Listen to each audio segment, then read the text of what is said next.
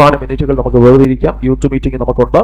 അതുകൊണ്ട് ആത്മീയ ശുശ്രൂഷകൾക്ക് നമുക്ക് മുടക്കം വരുത്താൻ കഴിയുകയില്ല. സോ ദൈവവചന ശുശ്രൂഷകളിലേക്ക് നമ്മൾ വളരെ പ്രാർത്ഥനയോടെ പ്രവേശിക്കുകയാണ്.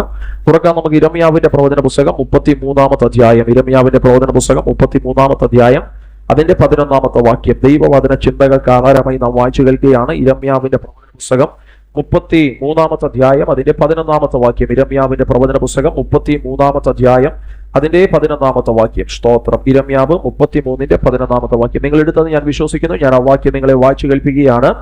ഇനിയും ആനന്ദഘോഷവും സന്തോഷധ്വനിയും മണവാളന്റെ സ്വരവും മണവാട്ടിയുടെ സ്വരവും സൈന്യങ്ങളുടെ യഹോവയെ സ്തുതിക്കുവിൻ, യഹോവ നല്ലവനല്ലോ, അവന്റെ ദയ എന്നേക്കുമുള്ളത് എന്ന് പറയുന്നവരുടെ ശബ്ദവും യഹോവയുടെ ആലയത്തിൽ സ്തോത്രയാഗം കൊണ്ടുവരുന്നവരുടെ ശബ്ദവും കേൾക്കും. ഞാൻ ദേശത്തിന്റെ സ്തുതി മാറ്റി പണ്ടത്തെ പോലെ ആക്കും എന്ന് യഹോവ അരുളി ചെയ്യുന്നു. ദൈർഘ്യമേറിയൊരു വാക്യമാണ്. ഒറ്റ വാക്യമേ ഉള്ളൂ, പക്ഷേ 5 തൂതുകളാണ് 11-ാമത്തെ വാക്യത്തിനകത്ത് പറഞ്ഞിരിക്കുന്നത്. ആ വാക്യം ഈ സമയം കൊണ്ട് നിങ്ങൾ എടുത്തു എങ്കിൽ എന്റെ കൂടെ ശബ്ദമുയർത്തി ആ വാക്യം എല്ലാവരും വായിച്ചാട്ടെ. ഇരമ്യാ പ്രവാചകന്റെ പുസ്തകം 33-ാമത്തെ അധ്യായം 11-ാമത്തെ വാക്യം. ശബ്ദമുയർത്തി എല്ലാവരും വായിച്ചാട്ടെ. ഇനിയും ആനന്ദഘോഷവും സന്തോഷധ്വനിയും മണവാളന്റെ സ്വരവും മണവാട്ടിയുടെ സ്വരവും സൈന്യങ്ങളുടെ യഹോവയെ സ്തുതിക്കുവിൻ, യഹോവ നല്ലവനല്ലോ, അവന്റെ ദയ എന്നേക്കുമുള്ളത് എന്ന് പറയുന്നവരുടെ ശബ്ദവും യഹോവയുടെ ആലയത്തിൽ സ്തോത്രയാഗം കൊണ്ടുവരുന്നവരുടെ ശബ്ദവും കേൾക്കും. ഞാൻ ദേശത്തിന്റെ സ്ഥിതി മാറ്റി പണ്ടത്തെ പോലെ ആക്കും എന്ന് യഹോവ അരുളി ചെയ്യുന്നു. സ്തോത്രം. ഈ ആഴ്ചയിൽ നിങ്ങളോട് പറയുവാൻ കർത്താവിനെ ഏൽപ്പിച്ചിരിക്കുന്ന വചന സന്ദേശമാണ് നാം ഇപ്പോൾ വായിച്ചു കേൾക്കപ്പെട്ടത്. സ്തോത്രം. 11-ാമത്തെ വാക്യം. ഇരമ്യാ പ്രവചനത്തിന്റെ പുസ്തകം 33-ാമത്തെ അധ്യായം 11-ാമത്തെ വാക്യത്തിനകത്ത് 5 പ്രധാനപ്പെട്ട ദൂതുകളാണ് പറഞ്ഞിരിക്കുന്നത്. ഇനി ഞാൻ പറയുന്ന കാര്യങ്ങളെല്ലാം എല്ലാവരും എന്നെ ശ്രദ്ധിച്ചോട്ടെ. എല്ലാവരും എന്റെ മുഖത്തോട് നോക്കിയാട്ടെ. സ്തോത്രം. പ്രവാചകനായ ഇരമ്യാവിനെ നിങ്ങൾക്കറിയാം. സ്തോത്രം. പഴയ നിയമ കാലഘട്ടത്തിനകത്ത് ദൈവം അഭിഷേകം ചെയ്ത് ആത്മാവിലാക്കി വെച്ചിരിക്കുന്ന പ്രവാചക ഗണങ്ങളുണ്ട്. എപ്പോഴും ഇവിടെ ഈ ഭാഗം സംസാരിക്കുമ്പോൾ എടുത്തു പറയുന്ന വാക്കാണ്, വീണ്ടും വീണ്ടും റിപ്പീറ്റ് ചെയ്യുന്നത്. ആ വചനം നമ്മുടെ മെമ്മറിക്കൊക്കെ തിരിക്കാൻ വേണ്ടിയാണ്. പഴയ നിയമത്തിനകത്ത് എപ്പോഴും പറയുന്ന വാക്കാണ്. 3 അഭിഷേകങ്ങളാണുള്ളത്. 1-ാമത്തെ അഭിഷേകം രാജകീയ അഭിഷേകമാണ്. 2-ാമത്തെ അഭിഷേകം പൗരോഹിത്യ അഭിഷേകമാണ്.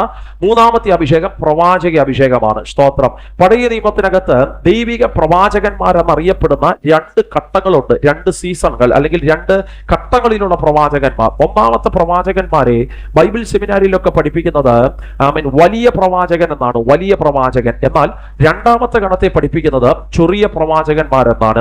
ആരാണ് വലിയ പ്രവാചകൻ? യെശയ്യാവ്, ഇരമ്യാവ്, യെഹെസ്കേൽ, ദാനിയേൽ. 4 തുടങ്ങുന്ന ശക്തന്മാരായ വലിയ പ്രവാചകന്മാർ. ആ പേരൊന്ന് ചേർന്ന് പറഞ്ഞേ. യെശയ്യാവ്, ഇരമ്യാവ്, യെഹെസ്കേൽ, ദാനിയേൽ. 4 ശക്തന്മാരായ വലിയ പ്രവാചകന്മാർ. എന്നാൽ സ്തോത്രം, മീക തുടങ്ങുന്ന, യോന തുടങ്ങുന്ന, ഹബക്കുക്ക് തുടങ്ങുന്ന, ഹഗ്ഗായി തുടങ്ങുന്ന ചെറിയ പ്രവാചകന്മാരും ബൈബിളിനകത്തുണ്ട്. അങ്ങനെ വലിയ പ്രവാചകനെന്നും ചെറിയ പ്രവാചകനെന്നും ഇവരെ അറിയപ്പെടാനുള്ള കാരണങ്ങളൊക്കെ പല പ്രാവശ്യം നമ്മൾ ഇവിടെ പറഞ്ഞിട്ടുള്ളതാണ്. ഞാൻ വീണ്ടും ആ വാക്ക് റിപ്പീറ്റ് ചെയ്യുന്നു. വലിയ പ്രവാചകന്മാരെന്ന് ഇവരെ അറിയപ്പെട്ടതിന്റെ കാരണം നീളമുള്ളത് കൊണ്ടോ പൊക്കമുള്ളത് കൊണ്ടോ അടകോ അറിവോ ജ്ഞാനമുള്ളത് കൊണ്ടോ ഒന്നുമല്ല. പിന്നെ അവർ എഴുതിയ പുസ്തകങ്ങളുടെ അധ്യായങ്ങൾ വളരെ വലുതാകുന്നത് കൊണ്ടാണ് അവരെ വലിയ പ്രവാചകന്മാര് എന്ന് അറിയപ്പെട്ടത്. എന്നാൽ ഹബക്കൂക്ക്, സെഫനിയാവ്, ഹഗ്ഗായി, മീക, മലാക്കി ഇങ്ങനെയുള്ള പ്രവാചകന്മാർ എഴുതിയ പുസ്തകങ്ങളുടെ അധ്യായങ്ങൾ ചെറുതാണ്. 8 അധ്യായം, 10 അധ്യായം, 12 അധ്യായം, 5 അധ്യായം, 3 അധ്യായം, 1 അധ്യായം. അതുകൊണ്ട് തന്നെ അവരെ ചെറിയ പ്രവാചകന്മാരെന്ന് എഴുതി ചേർത്തിരിക്കുകയാണ്. ഓക്കെ. പ്രവാചക അഭിഷേകം എല്ലാം ദൈവത്തിൽ നിന്ന് വരുന്നതാണ്. ഇരമ്യാവ് എന്ന് പറയുന്ന മനുഷ്യനെ ബാലനായിരിക്കുമ്പോഴാണ് ദൈവം അഭിഷേകം ചെയ്യുന്നത്. ബാലനായിരിക്കുന്ന ഇരമ്യാവ് എന്ന് പറയുന്ന മനുഷ്യനെ ദൈവം പ്രവാചകനായി അഭിഷേകം ചെയ്ത് ശുശ്രൂഷകൾക്കകത്താക്കി വെക്കുമ്പോൾ ഇനി പറയുന്ന കാര്യം ഇച്ചിരി കൂടെ ശ്രദ്ധിച്ചു കേൾക്കണം. ഈ മനുഷ്യൻ പ്രവചിച്ചപ്പോൾ ഇദ്ദേഹത്തിനുണ്ടായ തിക്താനുഭവങ്ങൾ ചെറുതല്ല. സ്തോത്രം. ഇദ്ദേഹത്തിന് എവിടുന്നൊക്കെയാ വിമർശനം വന്നതെന്ന് അറിയാമോ? ഇദ്ദേഹത്തിന് വിമർശനം വന്നത് സ്വന്തം വീട്ടിൽ നിന്ന്. ഒരു സ്വത്രം പറഞ്ഞാട്ടെ. ഇരമ്യാവ് പ്രവചിച്ചപ്പോൾ സ്വന്തം വീട്ടുകാർ ഇരമ്യാവിനെ എന്ത് ചെയ്യാൻ തുടങ്ങി? സ്തോത്രം, വിമർശിക്കാൻ തുടങ്ങി. പിന്നെ നാട് ഇരമ്യാവിനെ വിമർശിക്കാൻ തുടങ്ങി. പിന്നെ രാജകീയ ഭരണ സംവിധാനങ്ങൾ ഇരമ്യാവിനെ വിമർശിക്കാൻ തുടങ്ങി. എല്ലാ അർത്ഥത്തിലും വിമർശനം കേട്ട ഒരു മനുഷ്യനാണ് ഇരമ്യാവ്. ഒറ്റ വാക്കിൽ പറഞ്ഞു കഴിഞ്ഞാൽ ശുശ്രൂഷ ഭയങ്കരമാണ്. മിനിസ്ട്രി ഭയങ്കരമാണ്. ഞാൻ പറയുന്ന വാക്ക് നിങ്ങൾ കേൾക്കുന്നോ? ശുശ്രൂഷ ഭയങ്കരമാണ്. എല്ലായിടത്തും ഓടി നടക്കുന്നുണ്ട്. ഭയങ്കര പ്രവചന ശബ്ദമൊക്കെയാ. ആരാധന എന്നൊക്കെ പറഞ്ഞാൽ ശക്തമായ ആരാധനയാ. പക്ഷെ ഒറ്റ പ്രശ്നമേ ഉള്ളൂ. ആമൻ, ഇടുക്കത്തിലൂടെയായി മനുഷ്യൻ കടന്നു പോകുന്നത്, ഞെരുക്കത്തിലൂടെയായി മനുഷ്യൻ കടന്നു പോകുന്നത്. ഇദ്ദേഹത്തിന്റെ സപ്പോർട്ട് നിൽക്കുമെന്ന് തോന്നുന്നവരാ ഇദ്ദേഹത്തിന്റെ നേരെ വിരൽ ചൂണ്ടി സംസാരിക്കുന്നവ. ഇന്ന് പകൽ യോഗത്തിനകത്ത് ഇരിക്കുന്ന ദൈവമക്കളെ, നിങ്ങൾ നിങ്ങളുടെ ഈ സാഹചര്യവും ഈ ദൂതുമായിട്ടൊന്ന് കണക്ട് ചെയ്ത് പറ.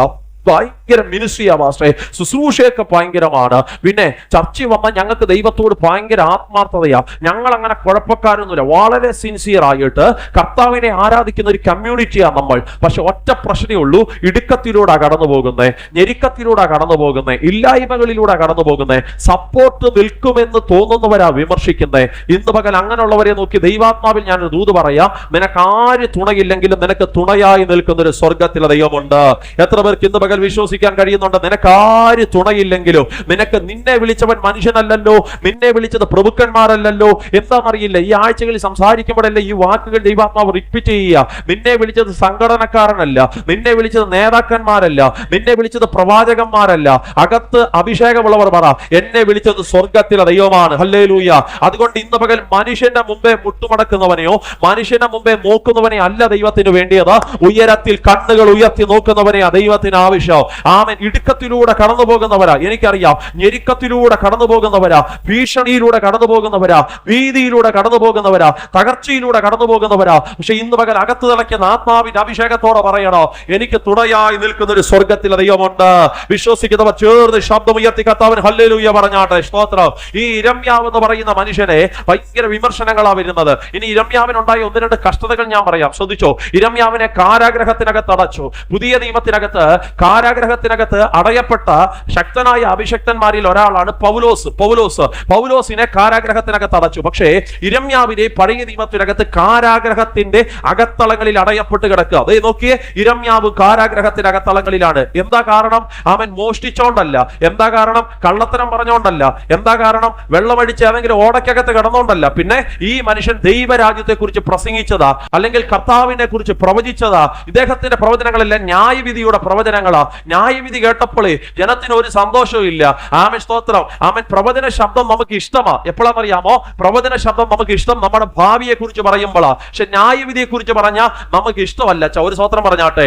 ഞാൻ ഇന്ന് പകൽ യോഗത്തിനകത്തിരിക്കുന്ന ആരെങ്കിലും നോക്കി പറയാ, തമ്പുരാൻ തട്ടും കേട്ടോ, തമ്പുരാൻ നിങ്ങളെ അടിക്കും, ചൂരവടി വെട്ടാൻ പോയിട്ടേ ഉള്ളൂ, ആടി കൊണ്ട് ഊപ്പാട് വരും എന്ന് പറഞ്ഞാൽ തന്നെ ഇപ്പൊ ഇത് ഉദാഹരണം പറഞ്ഞപ്പോ തന്നെ നിങ്ങൾ മൗനമായി. സ്വോത്രം എല്ലാം ടാക്സി വിളിച്ച് വീട്ടിൽ പോയി. അങ്ങനെയാണെങ്കിൽ ഈ ദൂത് യഥാർത്ഥമായി വന്നാലോ, അടിക്കും ഫെബിനെ, ദൈവം നമ്മളെ അടിക്കും കേട്ടോ, ജസ്റ്റിനെ ആടി കൊണ്ട് നമ്മൾ ഊപ്പാട് വരും എന്നൊക്കെ ഞാൻ പറഞ്ഞാൽ, ഞാൻ എല്ലാ ആഴ്ചയും പറയുന്നത് ഇതാണെങ്കിലോ, ഞാൻ എല്ലാ ആഴ്ചയും പറയുന്ന ന്യായവിധിയുടെ ദൂതാണെങ്കിലോ, എല്ലാ ആഴ്ചയും ഞാൻ പറയുന്നത് ഈ ശാപത്തിന്റെ വാക്കുകളാണെങ്കിലോ, നമുക്ക് ഈ ചർച്ച വരാൻ പോലും സന്തോഷം വരത്തില്ല. സ്തോത്രം. നമ്മൾ പറയും, ഓ അങ്ങോട്ട് പോകണ്ട, എന്താ അവിടെ എല്ലാ ആഴ്ചയും ന്യായവിധിയേ ഉള്ളൂ, അവിടെ എല്ലാ ആഴ്ചയും ശിക്ഷയെ കുറിച്ചേ ഉള്ളൂ, എന്തിനാ വെറുതെ അവിടെ പോയി നമ്മളെ കാതിനകത്ത് ഇത് കേൾക്കും, നമുക്ക് വേറെ പണിയില്ലേ, വേറെ ചർച്ചയില്ലേ, അങ്ങോട്ട് പോകാൻ പാടില്ല. നമ്മൾ പറയുന്നത് മൊത്തം ന്യായവിധിയുടെ ദൂതാണെങ്കിൽ എന്റെ ഇടയ്ക്കൽ ആര് വരും പ്രവചനം കേൾക്കാൻ? ഒരു സ്തോത്രം പറഞ്ഞാട്ടെ. പക്ഷെ ഞാൻ പറയുന്ന ദൂത് മൊത്തം മഞ്ഞ് പെയ്യുന്ന രാജ്യങ്ങളെ കുറിച്ചാണെങ്കിൽ, ഞാൻ പറയുന്ന ദൂത് മൊത്തം കർത്താവ് നിന്നെ അയക്കാൻ പോകുന്നു കേട്ടോ, നിന്റെ തലമുറയെ അയക്കാൻ പോകുന്നു, രാജ്യങ്ങളുടെ വാതിലെ ദൈവം നിനക്ക് ഇങ്ങനെ ഞാൻ ദൂത് പറയുന്നെങ്കിൽ ഞാൻ വിളിക്കാതെ ക്ഷണിക്കാതെ ഓട്ടോമാറ്റിക്കലി ചർച്ചയിലൊക്കെ ആൾക്കാർ വരും. സ്തോത്രം. ജനത്തിന് ഇഷ്ടം അതൊക്കെ തന്നെയാ. ഇരമ്യാവിനെ എന്തുകൊണ്ടാണ് നാട്ടുകാർക്ക് ഇഷ്ടമല്ലാഞ്ഞേ? ഇരമ്യാവിനെ എന്തുകൊണ്ടാണ് വീട്ടുകാർക്ക് ഇഷ്ടമല്ലാഞ്ഞേ? ഒറ്റ കാരണമുള്ള അച്ഛാ, ഇരമ്യാവ് പ്രവചിച്ചത് മൊത്തം ന്യായവിധിയുടെ ദൂതുകളാ. സ്തോത്രം. പഴയ നിയമത്തിലെ പ്രവാചകന്മാരൊക്കെ അങ്ങനെ. യേശാവിന്റെ പ്രവചനമൊക്കെ കേൾക്കണോ? കാളവന്റെ ഉടയവനെ, കഴുത തന്റെ യജമാനെ അറിയുന്നു, പക്ഷെ എന്റെ ജനം എന്ത് ചെയ്യുന്നില്ല? അങ്ങനെ പറയുമ്പോൾ പിടികിട്ടുന്നു അറിയത്തില്ല. യശയാവ് വന്നിട്ട് പറയുക, കാളെ അറിയുന്നുണ്ട്, നിങ്ങളുടെ വീട്ടിൽ നിൽക്കുന്ന തൊഴുത്തിൽ നിൽക്കുന്ന മൃഗങ്ങളില്ലേ, നാൽക്കാലിയില്ലേ, അവര് കർത്താവിനെ അറിയുന്നുണ്ട്. പക്ഷെ ചർച്ചിനകത്ത് ലോകോ സഭ ദൈവസഭയ്ക്കകത്ത് ആരാധിക്കാൻ വരുന്ന ദൈവമക്കളെ, നിങ്ങൾക്ക് കർത്താവിനെ അറിയത്തില്ല, നിങ്ങൾക്കും കർത്താവിനെ അറിയത്തില്ല, കർത്താവിനെ നിങ്ങളെ അറിയത്തില്ല എന്ന് പറയുമ്പോൾ നമുക്ക് കരപിടിക്കാൻ തോന്നുവോ? നമുക്ക് സന്തോഷിക്കാൻ തോന്നുവോ? ഒരു സന്തോഷം നമുക്ക് വരത്തില്ല. യശയാവിന്റെ ദൂതനൊക്കെ പറയുന്നത് വെട്ടൊന്ന് മുറിരണ്ടോ. ഒരു സ്വത്രം പറഞ്ഞാട്ടെ. ആ മനുഷ്യനെ നമ്മുടെ വീട്ടിനകത്ത് കയറ്റി ദൂത് പറയാൻ നമ്മൾ അവസരം കൊടുത്ത ഒറ്റ ആഴ്ച നമ്മൾ മീറ്റിങ്ങിന് വിളിക്കുകയുള്ളൂ. പിന്നെ നമ്മൾ പറയും മീറ്റിങ്ങിന് വിളിക്കണ്ട പുള്ളിയെ. അതന്നെ പറയുന്ന മൊത്തം ന്യായവിധിയുടെ ദൂതാ. സ്തോത്രം. പഴയ നിയമത്തിൽ യേശയ്യാവ്, ഇരമ്യാവ്, എഹെസ്കേൽ, ദാനിയേൽ ഒക്കെ ശക്തന്മാരായ പ്രവാചകന്മാരാ. പറയുന്ന മൊത്തവും ന്യായവിധിയുടെ ദൂതുകളാണ്. മെജോറിറ്റി 80% ന്യായവിധിയുടെ ദൂതുകളാണ് ഈ മനുഷ്യന്മാർ പറയുന്നത്. ഇങ്ങനെ ഒരു മനുഷ്യൻ ഇരമ്യാവ്. ഇനി ഞാൻ അതിനകത്ത് പ്രധാനപ്പെട്ട ഒരു വാക്ക് പറയുക, കടന്നു പോകുന്നത് ഇടുക്കത്തിലൂടെ, കടന്നു പോകുന്നത് ഞെരുക്കത്തിലൂടെ. പക്ഷെ അങ്ങനെ ഇടുക്കത്തിലൂടെ കടന്നു പോകുന്നവൻ ഇസ്രായേലിനെ നോക്കി പറയുന്നൊരു വാക്ക ഇന്ന് പകലത്തെ നമ്മുടെ കുറിവാക്യം.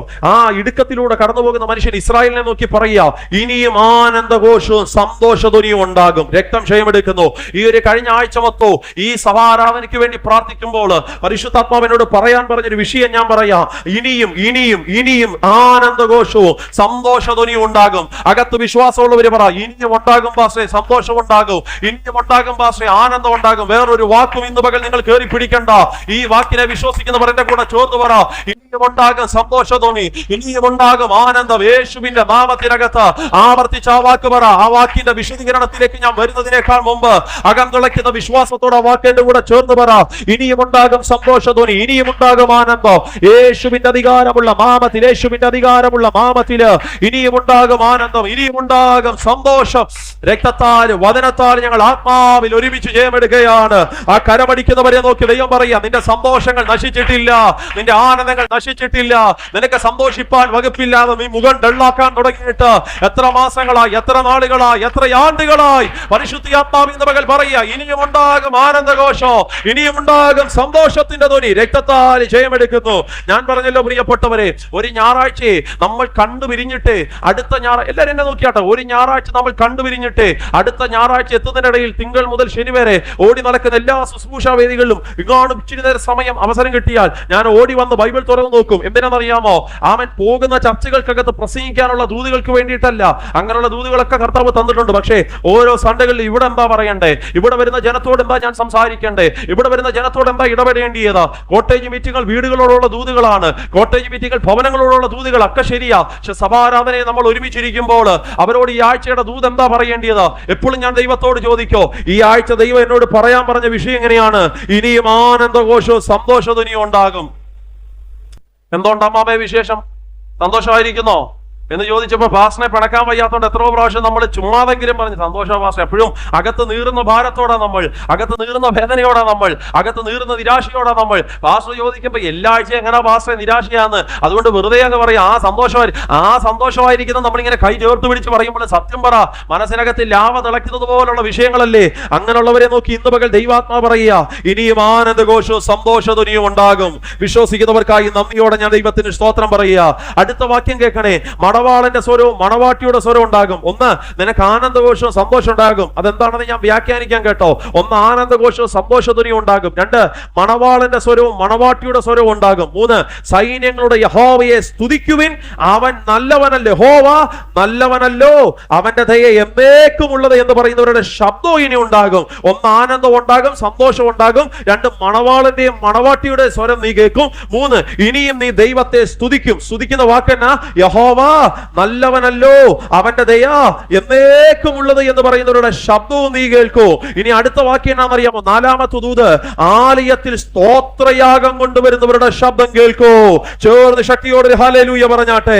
അഞ്ചാമത്തെ ദൂത് എന്താണെന്നറിയാമോ? അഞ്ചാമത്തെ ദൂത്, ഞാൻ ദേശത്തിന്റെ സ്ഥിതി പണ്ടത്തെ പോലെയാക്കി മാറ്റൂ. 5 ദൂതുകളാ. 11ാമത്തെ വാക്യത്തിനകത്ത് 5 ദൂതുകളാ. ഞാനിത് പറഞ്ഞുകൊണ്ടിരിക്കുമ്പോൾ തന്നെ എന്തോ ദൈവാത്മാവ് എന്നോട് പറയാൻ പറയുന്നു. ഇരിക്കുന്ന ചിലരെ ദൈവാത്മാവ് ഈ വാക്കുകൾ സ്പർശിക്കുകയാണ്. ഇരിക്കുന്ന ചില ദൈവാത്മാവ് ഈ വാക്കുകൾ തൊടുകയാണ്. രക്തം ക്ഷയമെടുക്കുന്നു. നിന്റെ സന്തോഷം നശിച്ചു, നിന്റെ ആനന്ദം നശിച്ചു എന്ന് സകല സാത്താന്യ കോട്ടകളും പറഞ്ഞില്ലേ? ഇന്ന് പകൽ അകത്ത് അഭിഷേകമുള്ളവര് പറ, ഇനിയും എനിക്ക് സന്തോഷം ഉണ്ടാകും പാസ്റ്ററേ, ഇനിയും എന്റെ വീട്ടിനകത്ത് ആനന്ദധ്വനി വെളിപ്പെട്ടു വരൂ. ഒരു പായ്ക്കകത്ത് ഞങ്ങൾ കുടുംബമായിരുന്ന് ആരാധിക്കോ. രോഗം ഇനി ഉണ്ടാകത്തില്ല, ക്ഷീണം ഇനി ഉണ്ടാകത്തില്ല. യേശുവിന്റെ അധികാരമുള്ള നാമത്തിൽ അറകമനം ശാകമനം ഭാരകസ്വരം ശമാരകസ്യാമനാമന. വിമർശിക്കുന്നവരെല്ലാം നിന്നെ വിമർശിക്കട്ടെ. നീ പറ ഇടുക്കത്തിന്റെ വാക്കുകളല്ല, നീ പറ ഞെരുക്കത്തിന്റെ വാക്കുകളല്ല, നീ പറ തകർച്ചയുടെ വാക്കുകളല്ല. ഇനിയും എനിക്ക് സന്തോഷം ഉണ്ടാകും. ഇത് അഭിമന്യു പാസ്റ്റർ പറയുന്ന വാക്കാണ്, വിമർശിക്കാം നമുക്ക്. പക്ഷെ ബൈബിൾ പഠിപ്പിക്കുക, ഇനിയും ആനന്ദഘോഷവും സന്തോഷവും ഉണ്ടാകും. ഇനി ഓരോ വാക്കിനെ ഞാൻ വ്യാഖ്യാനിച്ച് നമ്മൾ പ്രാർത്ഥിക്കാൻ പോവാ. എന്തുവാ ഈ ആനന്ദഘോഷവും സന്തോഷവും? ഇതര ട്രാൻസ്ലേഷനുകൾ പഠിച്ചപ്പോ, ഇതര ട്രാൻസ്ലേഷനുകൾ പരിശോധിച്ചപ്പോ എനിക്ക് മനസ്സിലായ ഒരു യാഥാർത്ഥ്യമുണ്ട്. ആനന്ദഘോഷം സന്തോഷം എന്നൊക്കെ പറയുന്നത് അവരുടെ ഉത്സവങ്ങളെ കാണിക്കുക. എന്തുവച്ചാ സ്പീഡ് ആണോ മെസ്സേജിന്? ഇല്ല, സ്തോത്രം. ആനന്ദഘോഷവും സന്തോഷം എന്നൊക്കെ പറയുന്നത് ഉത്സവങ്ങളെ കാണിക്കുക, ഉത്സവങ്ങളെ കാണിക്കുക എന്ന് വെച്ചാൽ ഇസ്രായേൽ മിസ്രൈമിന്റെ പ്രവാസത്തിനകത്തേക്ക് പോയപ്പോ ആ വാക്ക് കേട്ടോണേ, ഇസ്രായേൽ മക്കളുടെ നാടായ അവരുടെ ജന്മദേശമായ സ്ഥലത്ത് നിന്നും അവർ അടിമ നാട്ടിലേക്ക് പോയപ്പോ അവരുടെ ഉത്സവങ്ങളെല്ലാം നശിച്ചു, അവരുടെ ഉത്സവങ്ങളെല്ലാം കെട്ടുപോയി, അവരുടെ ആഘോഷങ്ങളെല്ലാം നശിച്ചു. ഈ വാക്യത്തിനകത്ത് ദൈവം പറയുക, ഇനിയും നിനക്ക് ഉത്സവങ്ങളെ ദൈവം കാണിക്കാൻ പോകുകയാണ്. ഓ, ഇനിയും നിനക്ക് ഫെസ്റ്റിവലിനെ ദൈവം തരാൻ പോകുകയാണ്. ഇനിയും നിനക്ക് ഉത്സവങ്ങളുടെ ധ്വനികളെ നീ കേൾക്കാൻ പോകുകയാണ്. ഇനിയും നിനക്ക് ആനന്ദഘോഷ ദൈവം മടക്കി തരാൻ പോകുകയാണ്. വിശ്വസിക്കുന്നവർ ചേർന്ന് ശക്തിയോടെ ഹല്ലേലൂയ പറഞ്ഞാട്ടെ. ഇസ്രായേൽ മക്കൾക്ക് 3 പ്രധാനപ്പെട്ട ആഘോഷങ്ങളാണുള്ളത്. ഇസ്രായേൽ മക്കൾക്ക് ഞാൻ ഈ 3 ആഘോഷങ്ങൾ ഇസ്രായേലിനൊക്കെ പറയുമ്പോൾ നിങ്ങൾ ഇസ്രായേലിനെ ചിന്തിച്ചിരിക്കണ്ട, നിങ്ങളോടുള്ള ദൂതായിട്ട് അത് കണക്ട് ചെയ്യണോ. ഇസ്രായേൽ മക്കൾക്ക് 3 പ്രധാനപ്പെട്ട ആഘോഷങ്ങളാണ് ഉള്ളത്. ഒന്ന്, ആമേൻ സ്തോത്രം, അവർക്ക് 7 പെരുന്നാളുകളുണ്ട്. എത്ര പെരുന്നാളുണ്ട്? 7 പെരുന്നാളുണ്ട്. ആ 7 പെരുന്നാളുകൾ കാണാതെ പറയാൻ അറിയാവുന്നവർ കരമൊന്ന് ഉയർത്തി കാണിച്ചാട്ടെ എന്ന് ഞാൻ പറഞ്ഞാൽ എത്ര പേര് ഉയർത്തു എന്ന് എനിക്കറിയാൻ പാടില്ല. അതുകൊണ്ട് ആമേൻ സ്തോത്രം, ലജ്ജാ വിഷയാക്കുന്നില്ല. വീട്ടിൽ പോയി തപ്പണം കേട്ടോ. എനിക്ക് 7 പെരുന്നാൾ അറിയാമോ, ബൈബിൾ മൊത്തം എനിക്ക് അറിയാമെന്ന് നമ്മൾ അവകാശപ്പെടുമ്പോഴും പഠിക്കണം കേട്ടോ. ഇനി യൂത്ത് മീറ്റിങ്ങിനകത്ത് ഒന്നാക്കി മാറ്റണം കേട്ടോ. 7 പെരുന്നാളുകൾ കാണാതെ പഠിച്ചുകൊണ്ട് വരാണ് അടുത്ത യൂത്ത് മീറ്റിങ്ങിന്. സ്തോത്രം, ഓർക്കുന്നത് പറയുക. 7 പെരുന്നാളുകൾ. ഒന്നാമത്തെ അവരുടെ പെരുന്നാൾ എന്താണെന്നറിയാമോ? പെസഹായ. ഒന്നാമത്തെ അവരുടെ പെരുന്നാൾ എന്താ? പെസഹ. രണ്ടാമത്തെ അവരുടെ പെരുന്നാൾ പുളിപ്പില്ലാത്ത അപ്പത്തിന്റെ പെരുന്നാള്. മൂന്നാമത്തത് ആദിഫല പെരുന്നാള്. ഞാൻ വാക്യം കൂടെ അങ്ങ് പറയാം, അപ്പോൾ കുറെ കൂടെ മനസ്സിലാകും. പെസഹായുടെ പെരുന്നാളിനെ കുറിച്ച് കിടക്കുന്ന ലേവ്യ പുസ്തകം 23 അധ്യായം 4 മുതൽ 8 വരെയുള്ള വാക്യത്തിനകത്താണ് പെസഹായുടെ പെരുന്നാളിനെ കുറിച്ച് കിടക്കുന്നത്. പുളിപ്പില്ലാത്ത അപ്പത്തിന്റെ പെരുന്നാളിനെ കുറിച്ച് കിടക്കുന്നത് ലേവ്യ പുസ്തകം 23 6 വാക്യത്തിനകത്താണ്. ആദിഫല പെരുന്നാളാണ് 3ാമത്തെ പെരുന്നാൾ. ആദിഫല പെരുന്നാൾ അത് കിടക്കുന്നത് 23 അധ്യായം 10 വാക്യത്തിലാണ്. 4ാമത്തെ അവരുടെ പെരുന്നാള് പെന്തക്കോസ് പെരുന്നാൾ അല്ലെങ്കിൽ ആഴ്ചകളുടെ പെരുന്നാൾ. അത് കിടക്കുന്നത് 23 16 വാക്യത്തിനകത്താണ്. 5ാമത്തെ അവരുടെ പെരുന്നാൾ കാഹള ധ്വനി പെരുന്നാളാണ്. അത് കിടക്കുന്നത് 23 24 വാക്യത്തിലാണ്. അടുത്ത അവരുടെ പെരുന്നാൾ കിടക്കുന്നത് പാപ പരിഹാര പെരുന്നാളാണ്. അത് കിടക്കുന്നത് 23 26 വാക്യം മുതൽ 32 വാക്യം വരെയാ. അടുത്ത അവരുടെ പെരുന്നാൾ കിടക്കുന്നത് കൂടാര പെരുന്നാളാണ്. അത് കിടക്കുന്നത് 23 അധ്യായം 34 വാക്യത്തിലാണ്. 7 പെരുന്നാളുകൾ അവർക്കുണ്ട്. എത്ര ഉണ്ട്? ആമേൻ സ്തോത്രം. എഴുതാൻ പറ്റിയില്ലല്ലേ? സാരമില്ല, നമ്മളെ മെസ്സേജ് ഒക്കെ റെക്കോർഡ് പോകുന്നതാണല്ലോ. സ്തോത്രം. പിന്നെ നിങ്ങൾ കേട്ടാൽ മതി എപ്പോഴെങ്കിലും. സ്തോത്രം. 7 പെരുന്നാളുകൾ പഠിക്കാൻ ആഗ്രഹമുള്ളവരൊക്കെ കേൾക്കണം കേട്ടോ. സ്തോത്രം. 7 പെരുന്നാളുകൾ. ഇനി ഈ ഉത്സവങ്ങൾ അവർക്ക് നശിച്ചു പോയി. ഈ ഉത്സവങ്ങൾ അവർക്ക് നഷ്ടപ്പെട്ടു പോയി. പ്രിയരെ, ഇവര് പ്രവാസത്തിനകത്ത് പോയപ്പോ സംഭവിച്ച ഏറ്റവും വലിയ പരാജയം എന്നാണെന്നറിയാമോ? ഇവരുടെ ഉത്സവങ്ങൾ നശിച്ചെന്നുള്ളതാ. 7 പെരുന്നാളുകൾ ഇവർക്ക് നഷ്ടമായി. എന്താ പെരുന്നാളുകൾ? ഓരോ പെരുന്നാളുകളെ നിങ്ങൾ വിശദീകരിച്ചേ, അല്ലെങ്കിൽ നോക്കിയേ. ഒന്നാമത്തെ പെരുന്നാൾ ഞാൻ പറഞ്ഞു പെസഹായാണ്. പെസഹ പെരുന്നാളും പുളിപ്പില്ലാത്ത ഈ അപ്പത്തിന്റെ പെരുന്നാളും കാണിക്കുന്നത് ക്രൂശ് മരണത്തെയും കർത്തൃമേശയും കാണുകയാണ്. ഇവർക്ക് ആ സന്തോഷം നഷ്ടപ്പെട്ടു പോയി. ക്രൂശ് മരണത്തെക്കുറിച്ചുള്ള, ഞാൻ ക്രൂശ് മരണം എന്ന് പറയുമ്പോൾ നിങ്ങൾ ചിന്തിക്കരുത് ഇസ്രായേൽ മക്കൾക്ക് വേണ്ടി കർത്താവ് ക്രൂശിക്കപ്പെട്ടു, അതൊരു നിഴല. പുതിയ നിയമ ഇസ്രായേലായ നമ്മളോട് ദൈവം പറയുന്നു, ഒന്നാമത്തെ സന്തോഷം നഷ്ടപ്പെട്ടു പോയി. ക്രൂശിക്കപ്പെട്ട കർത്താവിനെ കുറിച്ചുള്ള സന്തോഷം ഇവർക്ക് നഷ്ടപ്പെട്ടു പോയി. 2, കർത്തൃമേശയെ കുറിച്ചുള്ള സന്തോഷം ഇവർക്ക് നഷ്ടപ്പെട്ടു പോയി. തിരുവത്താഴം എന്ന് പറയുമ്പോൾ ഇപ്പൊ പേടി പോലെയാ. തിരുവത്താഴം എന്ന് പറയുമ്പോൾ ഇപ്പൊ ഭയം പോലെയാ. കിട്ടുന്നുണ്ടോ? തിരുവത്താഴം എന്ന് പറയുമ്പോൾ തൊടാൻ അറപ്പ് പോലെയാ. അവർക്കത് നഷ്ടപ്പെട്ടു പോയി. ആ സന്തോഷം നഷ്ടപ്പെട്ടു പോയി. തൊടാൻ ഒരു സന്തോഷവും ഇല്ല, എടുക്കാൻ ഒരു സന്തോഷവും ഇല്ല. ഒരു കാലഘട്ടത്തിൽ കർത്താവിന്റെ മേശയ്ക്കകത്തേക്ക് നമ്മൾ പോയി കരം വെക്കുമ്പോ എന്നാ സന്തോഷമായിരുന്നു. കർത്താവ് നമുക്ക് സൗഖ്യം തരും, കർത്താവ് നമ്മളെ വിടുവിക്കും. സ്തോത്രം. ഈ അപ്പം കഴിക്കുമ്പോൾ എനിക്ക് എന്നാ കിട്ടും? രോഗശാന്തി കിട്ടും. സന്തോഷത്തോടെ നമ്മൾ പോയി ഭക്ഷിച്ച സമയം. സ്തോത്രം. പക്ഷെ ഇപ്പൊ ആ സന്തോഷം അവർക്ക് എന്ത് ചെയ്തു? നഷ്ടപ്പെട്ടു പോയി. ഉത്സവങ്ങൾ അവർക്ക് നഷ്ടപ്പെട്ടു പോയി. 3ാമത്തെ പെരുന്നാൾ ആദിഫല പെരുന്നാൾ എന്താ കാണിക്കുന്നത്? ദൈവത്തിന് കൊടുക്കുവാനുള്ളതിനെ കാണിക്കുക. എന്താ? ദൈവത്തിന് കൊടുക്കുവാൻ. ഇപ്പൊ സന്തോഷമുണ്ടോ കൊടുക്കാൻ? ഒരു സന്തോഷവും ഇല്ല. ഒരു സ്തോത്രം പറഞ്ഞാട്ടെ. അയ്യോ, നമ്മുടെ കാര്യമല്ല, കുറെ പേരുടെ കാര്യമാ. സ്തോത്രം. ഇപ്പൊ സന്തോഷമുണ്ടോ? ഇല്ല. ഇപ്പൊ പുറുപുറുത്തോണ്ടാ കൊടുക്കുന്നത്. കൊടുക്കാതെ ഞാൻ ഉദ്ദേശിക്കുന്നത്, നിങ്ങൾ ചിന്തിക്കരുത് 10 രൂപ ഇടുന്ന കാര്യം. 10 രൂപ ഇടുന്ന കാര്യമൊന്നും അല്ല. അതൊക്കെ നിങ്ങൾ ദൈവമായിട്ടുള്ള ബന്ധത്തിന്റെ പുറത്ത് ചെയ്യുന്ന കാര്യം. ഞാൻ കൊടുക്കാൻ ഉദ്ദേശിക്കുന്ന ആരാധനയാണ്. കൊടുക്കുക എന്ന് ഞാൻ ഉദ്ദേശിക്കുന്ന സ്തോത്രയാഗങ്ങളാണ്. കൊടുക്കുക എന്ന് ഞാൻ ഉദ്ദേശിക്കുന്നത് അന്യഭാഷയുടെ അഭിഷേകത്തിന്റെ ശക്തിയോടെ ദൈവത്തെ ആരാധിക്കുന്നതാണ്. ബൈബിൾ എന്നെ പഠിപ്പിക്കുന്നത് കൈത്താളങ്ങളോടെ അവനെ ആരാധിക്കണം. സ്തോത്രയാഗത്തോടെ അവനെ എന്ത് ചെയ്യണം? ആരാധിക്കണം. ഇപ്പൊ കൊടുക്കാൻ വല്ല സന്തോഷമുണ്ടോ? ഒരു സന്തോഷവും ഇല്ല. സ്തോത്രം. നഷ്ടപ്പെട്ടു പോയി. ആ അഭിഷേകം എന്ത് ചെയ്തു? നഷ്ടപ്പെട്ടു പോയി. ഇനി 5ാമത്തെ പെരുന്നാൾ ഏതാ? ആഴ്ചകളുടെ പെരുന്നാൾ അല്ലെങ്കിൽ പെന്തക്കോസ് പെരുന്നാൾ. അതെന്തിനെ കാണിക്കുന്നയാ? അത് അഭിഷേകത്തിന്റെ അഗ്നിയെ കാണിക്കുന്നതാണ്. അഭിഷേകത്തിന്റെ അഗ്നിയാ. ഞാൻ പറയുന്ന പുതിയ നിയമം റെവലേഷൻ നിങ്ങൾക്ക് കിട്ടുന്നുണ്ടോ? പഴയ നിയമത്തിന്റെ കൺസെപ്റ്റിലല്ല ഞാൻ ഈ സംഭവങ്ങൾ വിശദീകരിക്കുന്നത്. പെന്തക്കോസിന്റെ പെരുന്നാൾ എന്ന് ഉദ്ദേശിക്കുന്നത് 50ാമത്തെ ദിവസം ഇറങ്ങി നിന്ന് പരിശുദ്ധാത്മാവിന്റെ സാന്നിധ്യത്തെ കാണിക്കുകയാണ്. ആ അഭിഷേകത്തിന്റെ സന്തോഷം അവർക്ക് നഷ്ടപ്പെട്ടു പോയി. ഒരു കാലഘട്ടത്തിൽ അഭിഷേകം എന്നൊക്കെ പറഞ്ഞാൽ എന്നാ സന്തോഷമായിരുന്നല്ലേ? ആരാധന എന്നൊക്കെ പറഞ്ഞാൽ നമ്മൾ അവസാനിപ്പിക്കുമായിരുന്നോ? ഞാനതൊക്കെ പറയുമ്പോ എന്റെ മനസ്സിനകത്തേക്ക് ഓർമ്മ വരിക, കഴിഞ്ഞ കുറെ മാസങ്ങൾക്കും അല്ലെ വർഷങ്ങൾക്ക് മുമ്പ് കോവിഡ് രൂക്ഷമായിരിക്കുന്ന സമയത്ത് എവിടെ ആരാധന നടത്തുമെന്ന് ചിന്തിച്ച സമയം. എവിടെയാണ് ആരാധന? ഇവിടേക്ക് കോവിഡിന്റെ സെന്ററായിട്ട് മാറിയ സമയങ്ങൾ. എവിടെ ആരാധന നടത്തേണ്ടതെന്ന് അറിയില്ല.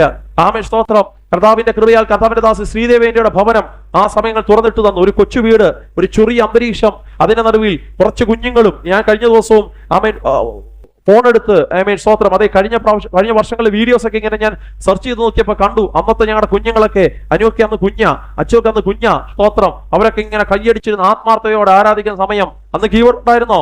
അന്ന് കീബോർഡ് ഉണ്ടായിരുന്നോ? കീബോർഡ് ഇല്ലായിരുന്നു. കീബോർഡ് പോയിട്ട് കീ പോലും ഇല്ലായിരുന്നു. ഒരു സ്തോത്രം പറഞ്ഞാട്ടെ. അന്ന് പ്രൊജക്ടർ ഉണ്ടായിരുന്നോ? ഇല്ലായിരുന്നു. അന്ന് സൗണ്ട് സിസ്റ്റം ഉണ്ടായിരുന്നോ? ഇല്ലായിരുന്നു. അന്ന് പിന്നെ എന്തോ ഉണ്ടായിരുന്നു? ഡ്രം ഉണ്ടായിരുന്നോ? ഡ്രമ്മും ഇല്ല. ചിലങ്കിയുണ്ടോ? ചിലങ്കിയില്ല. പിന്നെന്തോ ഉണ്ട്? കൈത്താളങ്ങളുണ്ട്. ഒരു കൊച്ചു റൂമിനകത്തിരുന്ന് 8-10 പേരിരുന്ന് ഒരുമിച്ച് ഞായറാഴ്ചകളിൽ ആരാധിച്ച സമയങ്ങൾ. ആ വീഡിയോ കണ്ടപ്പോൾ എനിക്ക് ഭയങ്കര സന്തോഷം തോന്നി. സ്തോത്രം. എനിക്ക് തോന്നുന്നു ആ അഭിഷേകം ഇന്ന് നമുക്ക് ഇല്ലെന്ന എന്റെ ചിന്ത. ഒരു സ്തോത്രം പറഞ്ഞാട്ടെ. ഇന്ന് സൗകര്യങ്ങൾ ഒത്തിരി നമുക്ക് ദൈവം തന്നു, അന്തരീക്ഷങ്ങൾ ഒത്തിരി ദൈവം നമുക്ക് തന്നു. ഓരോ പ്രാവശ്യം ദൈവം നമ്മളെ മാനിക്കുന്നതോറും, അന്ന് നിലത്ത് വന്നിരിക്കുന്നത് കാർപ്പറ്റ് പോലും അല്ല, അന്ന് പായ ഉള്ളത്. ഓർക്കുന്നുണ്ടോ ലിലിയാൻഡിയൊക്കെ? പായ 1.5 മണിക്കൂർ ഇരിക്കുമ്പോൾ ഞങ്ങളുടെ സഹോദരിമാരുടെ കാലൊക്കെ കഴിക്കും.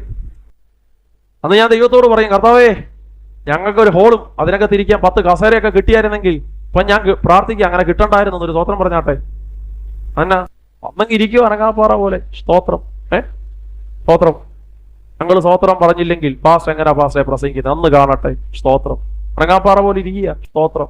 ഞാൻ ഉൾപ്പെട്ട് നിൽക്കുന്ന സമൂഹത്തോടൊക്കെയാണ് ദൈവം പറയുന്നത്. അന്തരീക്ഷം വർദ്ധിച്ചു, ദൈവം മാനിച്ചു, ദൈവ സ്ഥിതിഗതികൾക്ക് മാറ്റം തന്നു. ഇരിക്കാൻ നമുക്ക് കസേരയുണ്ട്. സ്തോത്രം. ഒരു ക്ഷീണം വരുമ്പോ അവിടെ പോയി ഇതിന്റെ ഓഫീസിന്റെ ക്രമീകരണങ്ങൾ, അതിന്റെ ക്രമീകരണം ഒക്കെ നമുക്കുണ്ട്. എല്ലാ സൗകര്യങ്ങളും നമുക്കുണ്ട്. സ്തോത്രം. പക്ഷെ ഇന്ന് പണ്ടത്തെ പോലെ അഭിഷേകം പഴയ കാലഘട്ടങ്ങളിലേക്ക് നമുക്ക് മടങ്ങി വരികയാണ്. ചേർന്നൊരു ഹല്ലേലൂയ പറഞ്ഞാട്ടെ. സ്തോത്രം. കർത്താവ് അനുവദിച്ചാൽ പുതിയ ഹോളിന്റെ പണികൾ നമ്മൾ അധികം താമസിക്കാതെ തുടങ്ങുകയാണെങ്കിൽ ഏറ്റവും ബാക്കി മാത്രം ഒറ്റ റോ കസേര കാണും. ഇപ്പോഴേ പ്രാർത്ഥിക്കണം, അതിനകത്ത് ഞാൻ ഇരിക്കാൻ ദൈവം സമ്മതിക്കില്ലേ എന്ന് പ്രാർത്ഥിക്കണം. എന്തിനാ ഒരു റോ എന്ന് ചോദിച്ചാൽ അത്രയും കഷ്ടതയോടെ വരുന്ന ആരെങ്കിലും ഉണ്ടെങ്കിൽ മാത്രം ഇരിക്കാം ഒറ്റ റോ കസേര, ഏറ്റവും ബാക്കി. ബാക്കി എല്ലാം തറയ്ക്കകത്ത് ഇരുന്നാൽ മതി, ഞാൻ ഉൾപ്പെടെ. സ്തോത്രം. ഈ കറങ്ങുന്ന കസേര എല്ലാം എടുത്ത് കളയണം. നമുക്ക് ഒരു സ്തോത്രം പറഞ്ഞാട്ടെ. എല്ലാം എടുത്ത് കളയണം അച്ഛാ. കാരണം ദൈവത്തെ ആരാധിക്കുന്നത് ശ്രേഷ്ഠത നോക്കിയിട്ടല്ല, ദൈവത്തെ ആരാധിക്കുന്ന നമ്മുടെ സ്റ്റാറ്റസ് നോക്കിയിട്ടല്ല, ദൈവത്തെ ആരാധിക്കുന്നത്. ഞാൻ പറയുന്നത് സഭയ്ക്കകത്ത് എന്തെല്ലാം ആധുനിക സൗകര്യങ്ങൾ വേണോ അതെല്ലാം ദൈവം തരണമെന്ന് എൻ്റെ ആഗ്രഹം. എല്ലാം വേണം നമുക്ക്. ക്യാമറയുണ്ട്, എല്ലാം. സഭ എന്ന് പറയുന്ന മനോഹരമായിരിക്കണം. പക്ഷെ ഇതൊന്നും അല്ല നമ്മുടെ ആരാധനയുടെ അടിസ്ഥാനമാണോ? അല്ല, ഇതൊന്നും അല്ല നമ്മുടെ. നമ്മൾ ഹൃദയം തുറന്ന്, ഞാൻ പറയാ, ഇടയ്ക്കൊക്കെ കറണ്ട് പോട്ടെ. ഒരു സ്തോത്രം പറഞ്ഞാട്ടെ. കറണ്ട് പോയപ്പോഴാച്ചാ നിങ്ങളെ ശബ്ദം ഞാൻ കേട്ടെ. സ്തോത്രം. അങ്ങനെയൊക്കെ ഇടയ്ക്ക് കരമടിച്ച് ആരാധിക്കണം. സ്തോത്രം. നമ്മുടെ ചർച്ചിന്റെ കോട്ടേജ് മീറ്റിംഗ് ഹാളിനകത്ത് വരുമ്പോൾ ഒത്തിരി സന്തോഷമാണ്. അപ്പൊ കീബോർഡൊന്നും ഇല്ലല്ലോ. സ്തോത്രം. കൈയൊക്കെ അടിച്ച് ദൈവത്തെ ആരാധിക്കണം. അങ്ങനെ ഒരു കാലഘട്ടം നമുക്ക് വേണം. വേദപുസ്തകം പറയാ, പെന്തക്കോസിന്റെ അഭിഷേകം അവർക്ക് നഷ്ടപ്പെട്ടു പോയി. ആ പെരുന്നാൾ അവർക്ക് നഷ്ടപ്പെട്ടു പോയി. സ്തോത്രം. ഇനിയും കാഹള പെരുന്നാൾ എന്താ കാണിക്കുന്നത്? അതൊരു ദൂത. ശ്രദ്ധിച്ചു കേട്ടോ. കാഹള പെരുന്നാൾ കാണിക്കുന്നത് എന്താണെന്നറിയാമോ? അതവരുടെ ധൈര്യത്തെ കാണിക്കുകയാണ്. അതവരുടെ ധൈര്യത്തെ കാണിക്കുകയാണ്.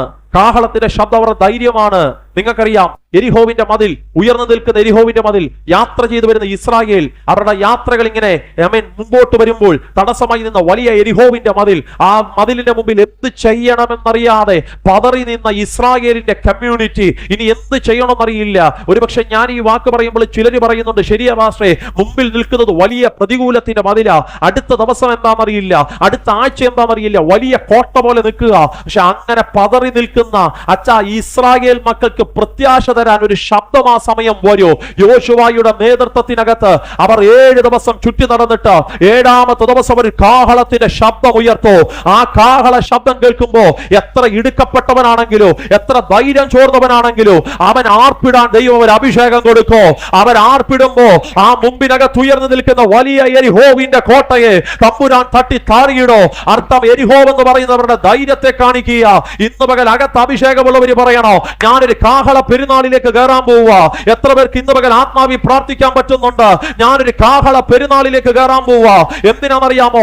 കാഹള പെരുന്നാളിന്റെ ശബ്ദത്തിൽ നീ കേൾക്കുന്ന കാഹള ധ്വനിക്കകത്ത് നിന്റെ മുമ്പിൽ നിൽക്കുന്ന എരിഹോവിന്റെ കോട്ട തമ്പുരാൻ തട്ടി താടിയിടും. വിശ്വസിക്കുന്നവർ ശബ്ദമൊന്ന് ഉയർത്തി ശക്തിയോടെ ചേർന്ന് പറഞ്ഞ് ഹല്ലേലൂയ, സ്തോത്രം. എത്രത്തോളം ശബ്ദം ഉയർത്തി സ്തോത്രം പറയാമോ? എനിക്കറിയില്ല. ഞാൻ ആ ദൂതൊക്കെ പറയുമ്പോ ദൈവാത്മാവ് ഇന്ന് പകൽക്കാലം തിരിച്ചു മറ്റ ദൂതിനെ കൊണ്ടുവരിക.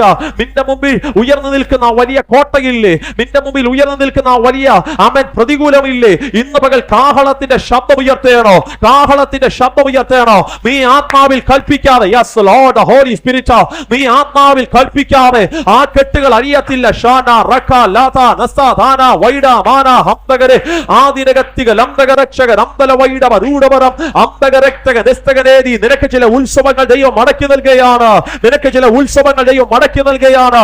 സഹായിയുടെ പെരുന്നാളുകൾ ദൈവം നിനക്ക് മടക്കി നൽകുക, പുളിപ്പില്ലാത്ത അപ്പത്തിന്റെ പെരുന്നാളുകൾ ദൈവം നിനക്ക് മടക്കി നൽകുക, ആദ്യ ഫല പെരുന്നാളുകൾ കൊടുക്കുവാനുള്ള അഭിഷേകം ദൈവം നിനക്ക് മടക്കി നൽകുക, പെന്തക്കോസ്തിന്റെ അഭിഷേകം ദൈവം നിനക്ക് മടക്കി നൽകുകയാണ്.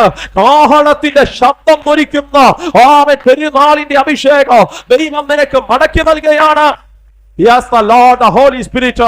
രക്തത്താൽ വചനത്താൽ ഞങ്ങൾ ആത്മാവിൽ ജയമെടുക്കുകയാണ്. അഞ്ചാമത്തെ പെരുന്നാൾ എന്താ? അഞ്ചാമത്തെ പെരുന്നാൾ പാപപരിഹാര പെരുന്നാൾ. എന്താ അത്? അത് ചെയ്തുപോയ തെറ്റുകൾ, ചെയ്തുപോയ അകൃത്യങ്ങൾ, ചെയ്തുപോയ പാപങ്ങൾ അത് കർത്താവിന്റെ സന്നിധിയിൽ ഏറ്റുപറയുന്ന ഉത്സവങ്ങളാണ് അവരുടേത്. പാപപരിഹാര പെരുന്നാൾ, അവരുടെ പാപത്തിന് പരിഹാരം വരുന്ന സമയങ്ങൾ. ആമേൻ സ്തോത്രം. ഞാൻ പറയാം, പാപം നിമിത്തമോ കഷ്ടത നിമിത്തമോ പ്രാർത്ഥിക്കുന്നവരെ ബന്ധിക്കാൻ ദൈവം സമ്മതിക്കത്തില്ല. കാരണം നിനക്കൊരു പാപപരിഹാരം നടന്നിട്ടുണ്ട്. പഴയ നിയമത്തിനകത്ത് ഇസ്രായേൽ മക്കൾ അനുഷ്ഠിക്കുന്ന പാപപരിഹാര പെരുന്നാൾ ഒരു നിഴലായിരുന്ന അച്ഛാ. പക്ഷെ ഇന്ന് പകൽ ഞാൻ ഈ ദൂത് ഈ സഭയുടെ നടുവിൽ പറയുമ്പോൾ ഇതിനകത്തിരിക്കുന്ന ദൈവകൃപ പ്രാപിച്ച ദൈവമക്കൾക്കറിയാം, എനിക്ക് വേണ്ടി ഒരു പാപപരിഹാരം കാൽവരി ക്രൂശിനകത്ത് നടന്നു കഴിഞ്ഞിരിക്കുകയാണ്. എനിക്ക് വേണ്ടി ഒരു പാപപരിഹാരം കാൽവരി ക്രൂശിനകത്ത് നടന്നു കഴിഞ്ഞിരിക്കുകയാണ്. ഇന്ന് പകൽ നീ വിശ്വസിക്കാമെങ്കിൽ ആ യേശുവിന്റെ രക്തം നിനക്കും നിന്റെ തലമുറയ്ക്കും വേണ്ടി ഒരു നീതിയായി വെളിപ്പെട്ടു വരോ. എത്ര പേർ ഇന്ന് പകൽ ആത്മാവിൽ വിശ്വസിക്കുന്നുണ്ട്? എനിക്ക് വേണ്ടി നടന്നൊരു പാപപരിഹാരത്തിന്റെ പെരുന്നാൾ, അതിനകത്തൊരു സന്തോഷം ദൈവം എനിക്ക് മടക്കി തരുമവിനായി സ്തോത്രം. എന്താ ഇവരുടെ ഏഴാമത്തെ പെരുന്നാൾ? ഇവരുടെ ഏഴാമത്തെ പെരുന്നാൾ കൂടാര പെരുന്നാളാ. അതെന്തോത്തിനെ കാണിക്കുക? കൂടാര പെരുന്നാൾ എന്ന് പറയുന്ന വാക്ക് സുക്കോത്ത് എന്ന് പറയുന്ന ഒരു മൂലഭാഷയോട് കൂടെ ചേർത്ത് വെച്ചിരിക്കുന്നു. സുക്കോത്ത് എന്ന് പറഞ്ഞേ, കേട്ടില്ല? സുക്കോത്ത് ആ വാക്കിന് പ്രധാനപ്പെട്ട രണ്ടർത്ഥങ്ങളാണ് ഉള്ളത്. ഒന്ന്, വരാൻ പോകുന്ന മശിഹായുടെ വരവിനെ കാത്തിരിക്കുന്ന ഒരു കമ്മ്യൂണിറ്റി ആചരിക്കുന്ന പെരുന്നാൾ അത്രേ കൂടാര പെരുന്നാൾ. സ്തോത്രം. കൂടാര പെരുന്നാൾ വരാൻ പോകുന്ന വാഗ്ദത്ത മശിഹായായ കർത്താവിന്റെ വരവിനെ കാത്തിരിക്കുന്ന കമ്മ്യൂണിറ്റി കാണിക്കുന്ന പദമാണ് സുക്കോത്ത്. ഇനി രണ്ടാമത്തെ ആ വാക്കിന്റെ അർത്ഥം എന്താണെന്നറിയാമോ? ഇന്നലകളിൽ മരുഭൂമിയിലും ഇന്നലകളിൽ മിസ്രയീമിന്റെ അടിമ വീട്ടിലും ദൈവം ഇവർക്ക് ചെയ്ത നന്മകളെ ഓർത്ത്, ദൈവത്തിന്റെ കരുതലുകളെ ഓർത്ത് ഇവർ ദൈവത്തിന് നന്ദി പറയുന്ന സമയങ്ങളാണത്. സുക്കോത്ത്. ഇന്ന് പകൽ യോഗത്തിനകത്തിരിക്കുന്ന എത്ര ദൈവമക്കൾ ഇന്നലകൾ ദൈവം നിന്നെ നടത്തിയ വഴികളെ ഓർത്ത് സ്വോത്രം പറയുന്നുണ്ട്? ആമേൻ. എനിക്കറിയാം പല വിഷയത്തിനകത്ത് അത്ഭുതം നടന്നിട്ടില്ല. അത്ഭുതം നടക്കാത്ത വിഷയങ്ങൾ അവിടെ നിൽക്കട്ടെ, പക്ഷെ അത്ഭുതം നടത്തിയ വിഷയങ്ങൾ എന്തോരം ഭയങ്കരമല്ലേ. നമ്മുടെ കാലുകളെ ദൈവം സൂക്ഷിച്ചല്ലോ, നമ്മുടെ കണ്ണുകളെ ദൈവം സൂക്ഷിച്ചല്ലോ, നമ്മുടെ പാദങ്ങളെ ദൈവം സൂക്ഷിച്ചല്ലോ, നമ്മുടെ തലമുറകളെ ദൈവം സൂക്ഷിച്ചല്ലോ. എത്ര പേർ ഇന്ന് പകൽ ഹൃദയം തുറന്ന് ദൈവത്തിന് സ്തോത്രം പറഞ്ഞിട്ട് പറയും, അപ്പായേ നീ എന്നെ നടത്തിയ വഴികൾക്കായി സ്തോത്രം. കഴിഞ്ഞ ദിവസം സോഷ്യൽ മീഡിയയിൽ വന്ന ഒരു വീഡിയോ നിങ്ങൾ കണ്ടെന്നാണ് എൻ്റെ വിശ്വാസം. കണ്ടവർക്കായി കണ്ടെങ്കിൽ നിങ്ങൾക്കത് മനസ്സിലാകും. ഒരപ്പൻ ഒരു മകൻ ഒരു റെയിൽവേ പാളത്തിന്റെ സൈഡിലൂടെ നടന്നു പോകുകയാണ്. ചില സെക്കൻഡുകൾ കഴിഞ്ഞപ്പോൾ ഓപ്പോസിറ്റ് ഒരു ട്രെയിൻ വരികയാണ്. ഈ അപ്പൻ തന്റെ മകൻ എന്ന് പറഞ്ഞാൽ കൊച്ചു ഇറക്കനൊന്നുമല്ല കേട്ടോ, നമ്മുടെ ജസ്റ്റിന്റെയൊക്കെ പ്രായം, ഏകദേശം അത്രയൊക്കെ പ്രായം കാണും. ആ മകനെ അപ്പൻ വലിച്ച്, അവന് വരാൻ താല്പര്യമില്ല, അവരെ വലിച്ച് നിർബന്ധിച്ച് ആ ട്രെയിൻ വന്നപ്പോൾ ആ റെയിൽവേ പാളത്തിലേക്ക് അവരിങ്ങനെ കിടക്കുകയാണ്. നോക്കിക്കൊണ്ട് നിൽക്കുമ്പോൾ ട്രെയിൻ അവരുടെ ശരീരത്തിലൂടെ കയറി ഇറങ്ങി പോകുകയാണ്. സ്തോത്രം. ജീവിതത്തിന്റെ പ്രതീക്ഷകൾ നഷ്ടപ്പെട്ടത് കൊണ്ടായിരിക്കും അല്ലേ? ജീവിതത്തിന്റെ പ്രതീക്ഷകൾ അസ്തമിച്ചത് കൊണ്ടായിരിക്കും അല്ലേ? ആ മകന് വരാൻ താല്പര്യമൊന്നുമില്ല, അവന് ലഗേജൊക്കെ തൂക്കിയിട്ടിട്ടുണ്ട്. പക്ഷെ അപ്പൻ അവനെ നിർബന്ധിച്ച് അവർ രണ്ടുപേരും ഒരുമിച്ച് അവിടെ ചെന്ന് ജീവിതം അവസാനിപ്പിക്കുകയാണ്. സ്തോത്രം. എത്രയോ പ്രിയപ്പെട്ടവർ ഒരു പിടി തുണ്ടുകയറിനകത്ത്, എത്രയോ പ്രിയപ്പെട്ടവർ ഒരു വിഷക്കുപ്പിക്കകത്ത്, എത്രയോ പ്രിയപ്പെട്ടവർ ഒരു റെയിൽവേ പാളത്തിനകത്ത് ജീവിതം ഒതുക്കി. സന്തോഷം ഉണ്ടായിട്ടൊന്നുമല്ല, താല്പര്യം ഉണ്ടായിട്ടൊന്നുമല്ല, ഇനി മുമ്പിൽ ജീവിക്കാൻ നിർവാഹമില്ലെന്ന് തോന്നിയപ്പോ, കടഭാരങ്ങൾ അവരെ വടിഞ്ഞു ചുറ്റിയപ്പോ, കഷ്ടതകൾ അവരെ വരിഞ്ഞു മുറുക്കിയപ്പോ, രോഗങ്ങൾ അവരെ ബന്ധിച്ചപ്പോ, ജീവിതത്തിന്റെ പ്രതീക്ഷകൾ അസ്തമിച്ചു പോയ ഒരു കമ്മ്യൂണിറ്റി റെയിൽവേ പാളത്തിലും തുണ്ടുപിടിത്ത കയറിനകത്തും വിഷക്കുപ്പിക്കകത്തും ഒക്കെ ജീവിതം അവസാനിപ്പിച്ചപ്പോ, ദൈവം നിന്നെ നടത്തിയ വഴികളെ ഓർത്ത് ദൈവത്തിന് സ്തോത്രം പറയാൻ കഴിയുമോ? ദൈവം നമ്മളെ നടത്തിയ വിധങ്ങളെ ഓർത്ത് ദൈവത്തിന് സ്തോത്രം പറയാൻ കഴിയുമോ? സുക്കോത്ത്. ദൈവം നടത്തിയ വഴികളെ ഓർത്ത് സ്തോത്രം പറയുന്ന ഒരു പെരുന്നാൾ അവർക്കുണ്ടായിരുന്നു.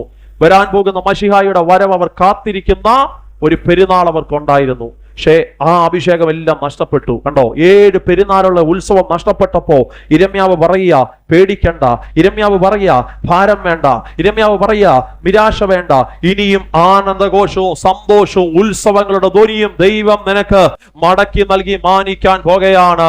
ഇന്ന് പകൽ വചനത്തെ ഹൃദയം തുറന്ന് വിശ്വസിക്കുന്ന ദൈവമക്കൾ ഈ യോഗത്തിനകത്തുണ്ടെങ്കിൽ ഈ വാക്കുകളൊക്കെ നിങ്ങളുടെ വീടിനകത്തേക്ക് ആത്മാവിൽ നിങ്ങൾ റിസീവ് ചെയ്തിട്ട് പറ, എന്റെ വീടിന്റെ സകല ഉത്സവങ്ങളുടെ സന്തോഷവും എന്റെ ദൈവം എനിക്ക് മടക്കി നൽകി മാനിക്കാൻ പോകുകയാണ്. അരകനം ശാഖപരം ഭാനകസ്തരം ശമാനകസ്തരം ധീരകസ്യ. ഇതെന്റെ ഹൃദയം തുറന്നിന്ന് പകൽ ഞാൻ പറയുന്ന സന്ദേശമാകട്ടോ. ആമേൻ. എനിക്കറിയാം, ഞാൻ നിങ്ങളോട് ഫോൺ ചെയ്യുമ്പോ, കഴിഞ്ഞ ആഴ്ചകളിലൊക്കെ ഞാൻ നിങ്ങളുടെ വിശേഷം ചോദിക്കുമ്പോ നിങ്ങളുടെ വാക്കുകൾക്കകത്ത് ഉണ്ടാകുന്ന ഇടർച്ച എനിക്കറിയാം. കാരണം നിങ്ങളുടെ പാസ്റ്റർ അല്ലേ ഞാൻ. എനിക്ക് നന്നായിട്ട് അറിയാം നിങ്ങളുടെ വാക്കുകൾക്കകത്തുണ്ടാകുന്ന നിരാശ അറിയാം. ഇനി നിങ്ങൾ വിശ്വസിച്ചാലും ഇല്ലെങ്കിലും ഞാൻ ഒരു കാര്യം പറയട്ടെ അച്ഛാ, നിങ്ങൾ എന്നോട് വിഷയം ഷെയർ ചെയ്തില്ലെങ്കിൽ പോലും, നിങ്ങളുടെ മനസ്സിന്റെ ഭാരം പങ്കുവച്ചില്ലെങ്കിൽ പോലും, പ്രാർത്ഥിക്കാനിരിക്കുമ്പോ എന്റെ മനസ്സിനകത്ത് നിങ്ങളുടെ വിഷയം പ്രാർത്ഥിക്കുമ്പോ എന്റെ മനസ്സിനകത്തുണ്ടാകുന്ന ഒരു ഫീലിംഗ് ഉണ്ട്. എനിക്കറിയാം ആഴ്ച നിങ്ങൾ കടന്നു പോകുന്നത് കഷ്ടതയിലൂടെയാ, ആഴ്ച നിങ്ങൾ കടന്നു പോകുന്ന നിരാശയിലൂടെയാ. അങ്ങനെ ഒരു നിയോഗം വരുമ്പോഴാണ് ഇടയ്ക്ക് ഞാൻ നിങ്ങളെ ഫോൺ ചെയ്ത് വിശേഷം ചോദിക്കുന്നത്. അപ്പോൾ നിങ്ങൾ വിറങ്ങലിച്ച് ചിലരെങ്കിലും എന്നോട് പറയും, ഇവിടെ ഇരിക്കുന്നവരുടെ ദൂതാ ഞാൻ ഈ പറയുന്നേ. ചിലരെങ്കിലും വിറങ്ങലിച്ച് എന്നോട് പറയും, കുഴപ്പമില്ല പാസ്റ്ററേ, സാരമില്ല പാസ്റ്ററേ, ആമൻ, കുഴപ്പമില്ലാതെ പോകുന്നു പാസ്റ്ററേ എന്നൊക്കെ പറയുമ്പോൾ എനിക്കറിയാം നിരാശയുടെ താഴ്വരയ്ക്കകത്താ നീ. എന്നാൽ ഇന്ന് പകൽ വചനത്തെ നീ വിശ്വസിക്കുന്നെങ്കിൽ പറ, എന്റെ ആനന്ദങ്ങളെല്ലാം മടങ്ങി വരാൻ പോവാ, എന്റെ ഉത്സവങ്ങളെല്ലാം മടങ്ങി വരാൻ പോവാ, എന്റെ പെരുന്നാളുകളെല്ലാം മടങ്ങി വരാൻ പോവാ. വിശ്വസിക്കുന്നവർ ശബ്ദമുയർത്തി ശക്തിയോടെ ദൈവത്തിന് ഹല്ലേലൂയ. സന്തോഷങ്ങളെല്ലാം മടങ്ങി വരും, ആനന്ദങ്ങളെല്ലാം മടങ്ങി വരും.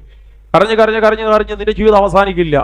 നെടുവീർപ്പെട്ട് ഉരുകി നീ തീരത്തിൽ. എനിക്കറിയില്ലേ, ഈ വാക്കൊക്കെ ദൈവാത്മാവ് എന്റെ നാവിനകത്ത് കൊണ്ടു തരിക. ഉരുകി കരഞ്ഞ് നിരാശപ്പെട്ടോ നിന്റെ ജീവിതം ഒതുങ്ങി പോകാൻ ദൈവം സമ്മതിക്കത്തില്ല. അങ്ങനെ നീ എരിയുന്ന ഒരു വിളക്കായി തീരാൻ എന്റെ ദൈവം സമ്മതിക്കത്തില്ല. അങ്ങനെ കത്തിത്തീരുന്ന ഒരു മെഴുകുതിരിയായി മാറാൻ ദൈവം നിന്നെ വിട്ടുകൊടുക്കത്തില്ല.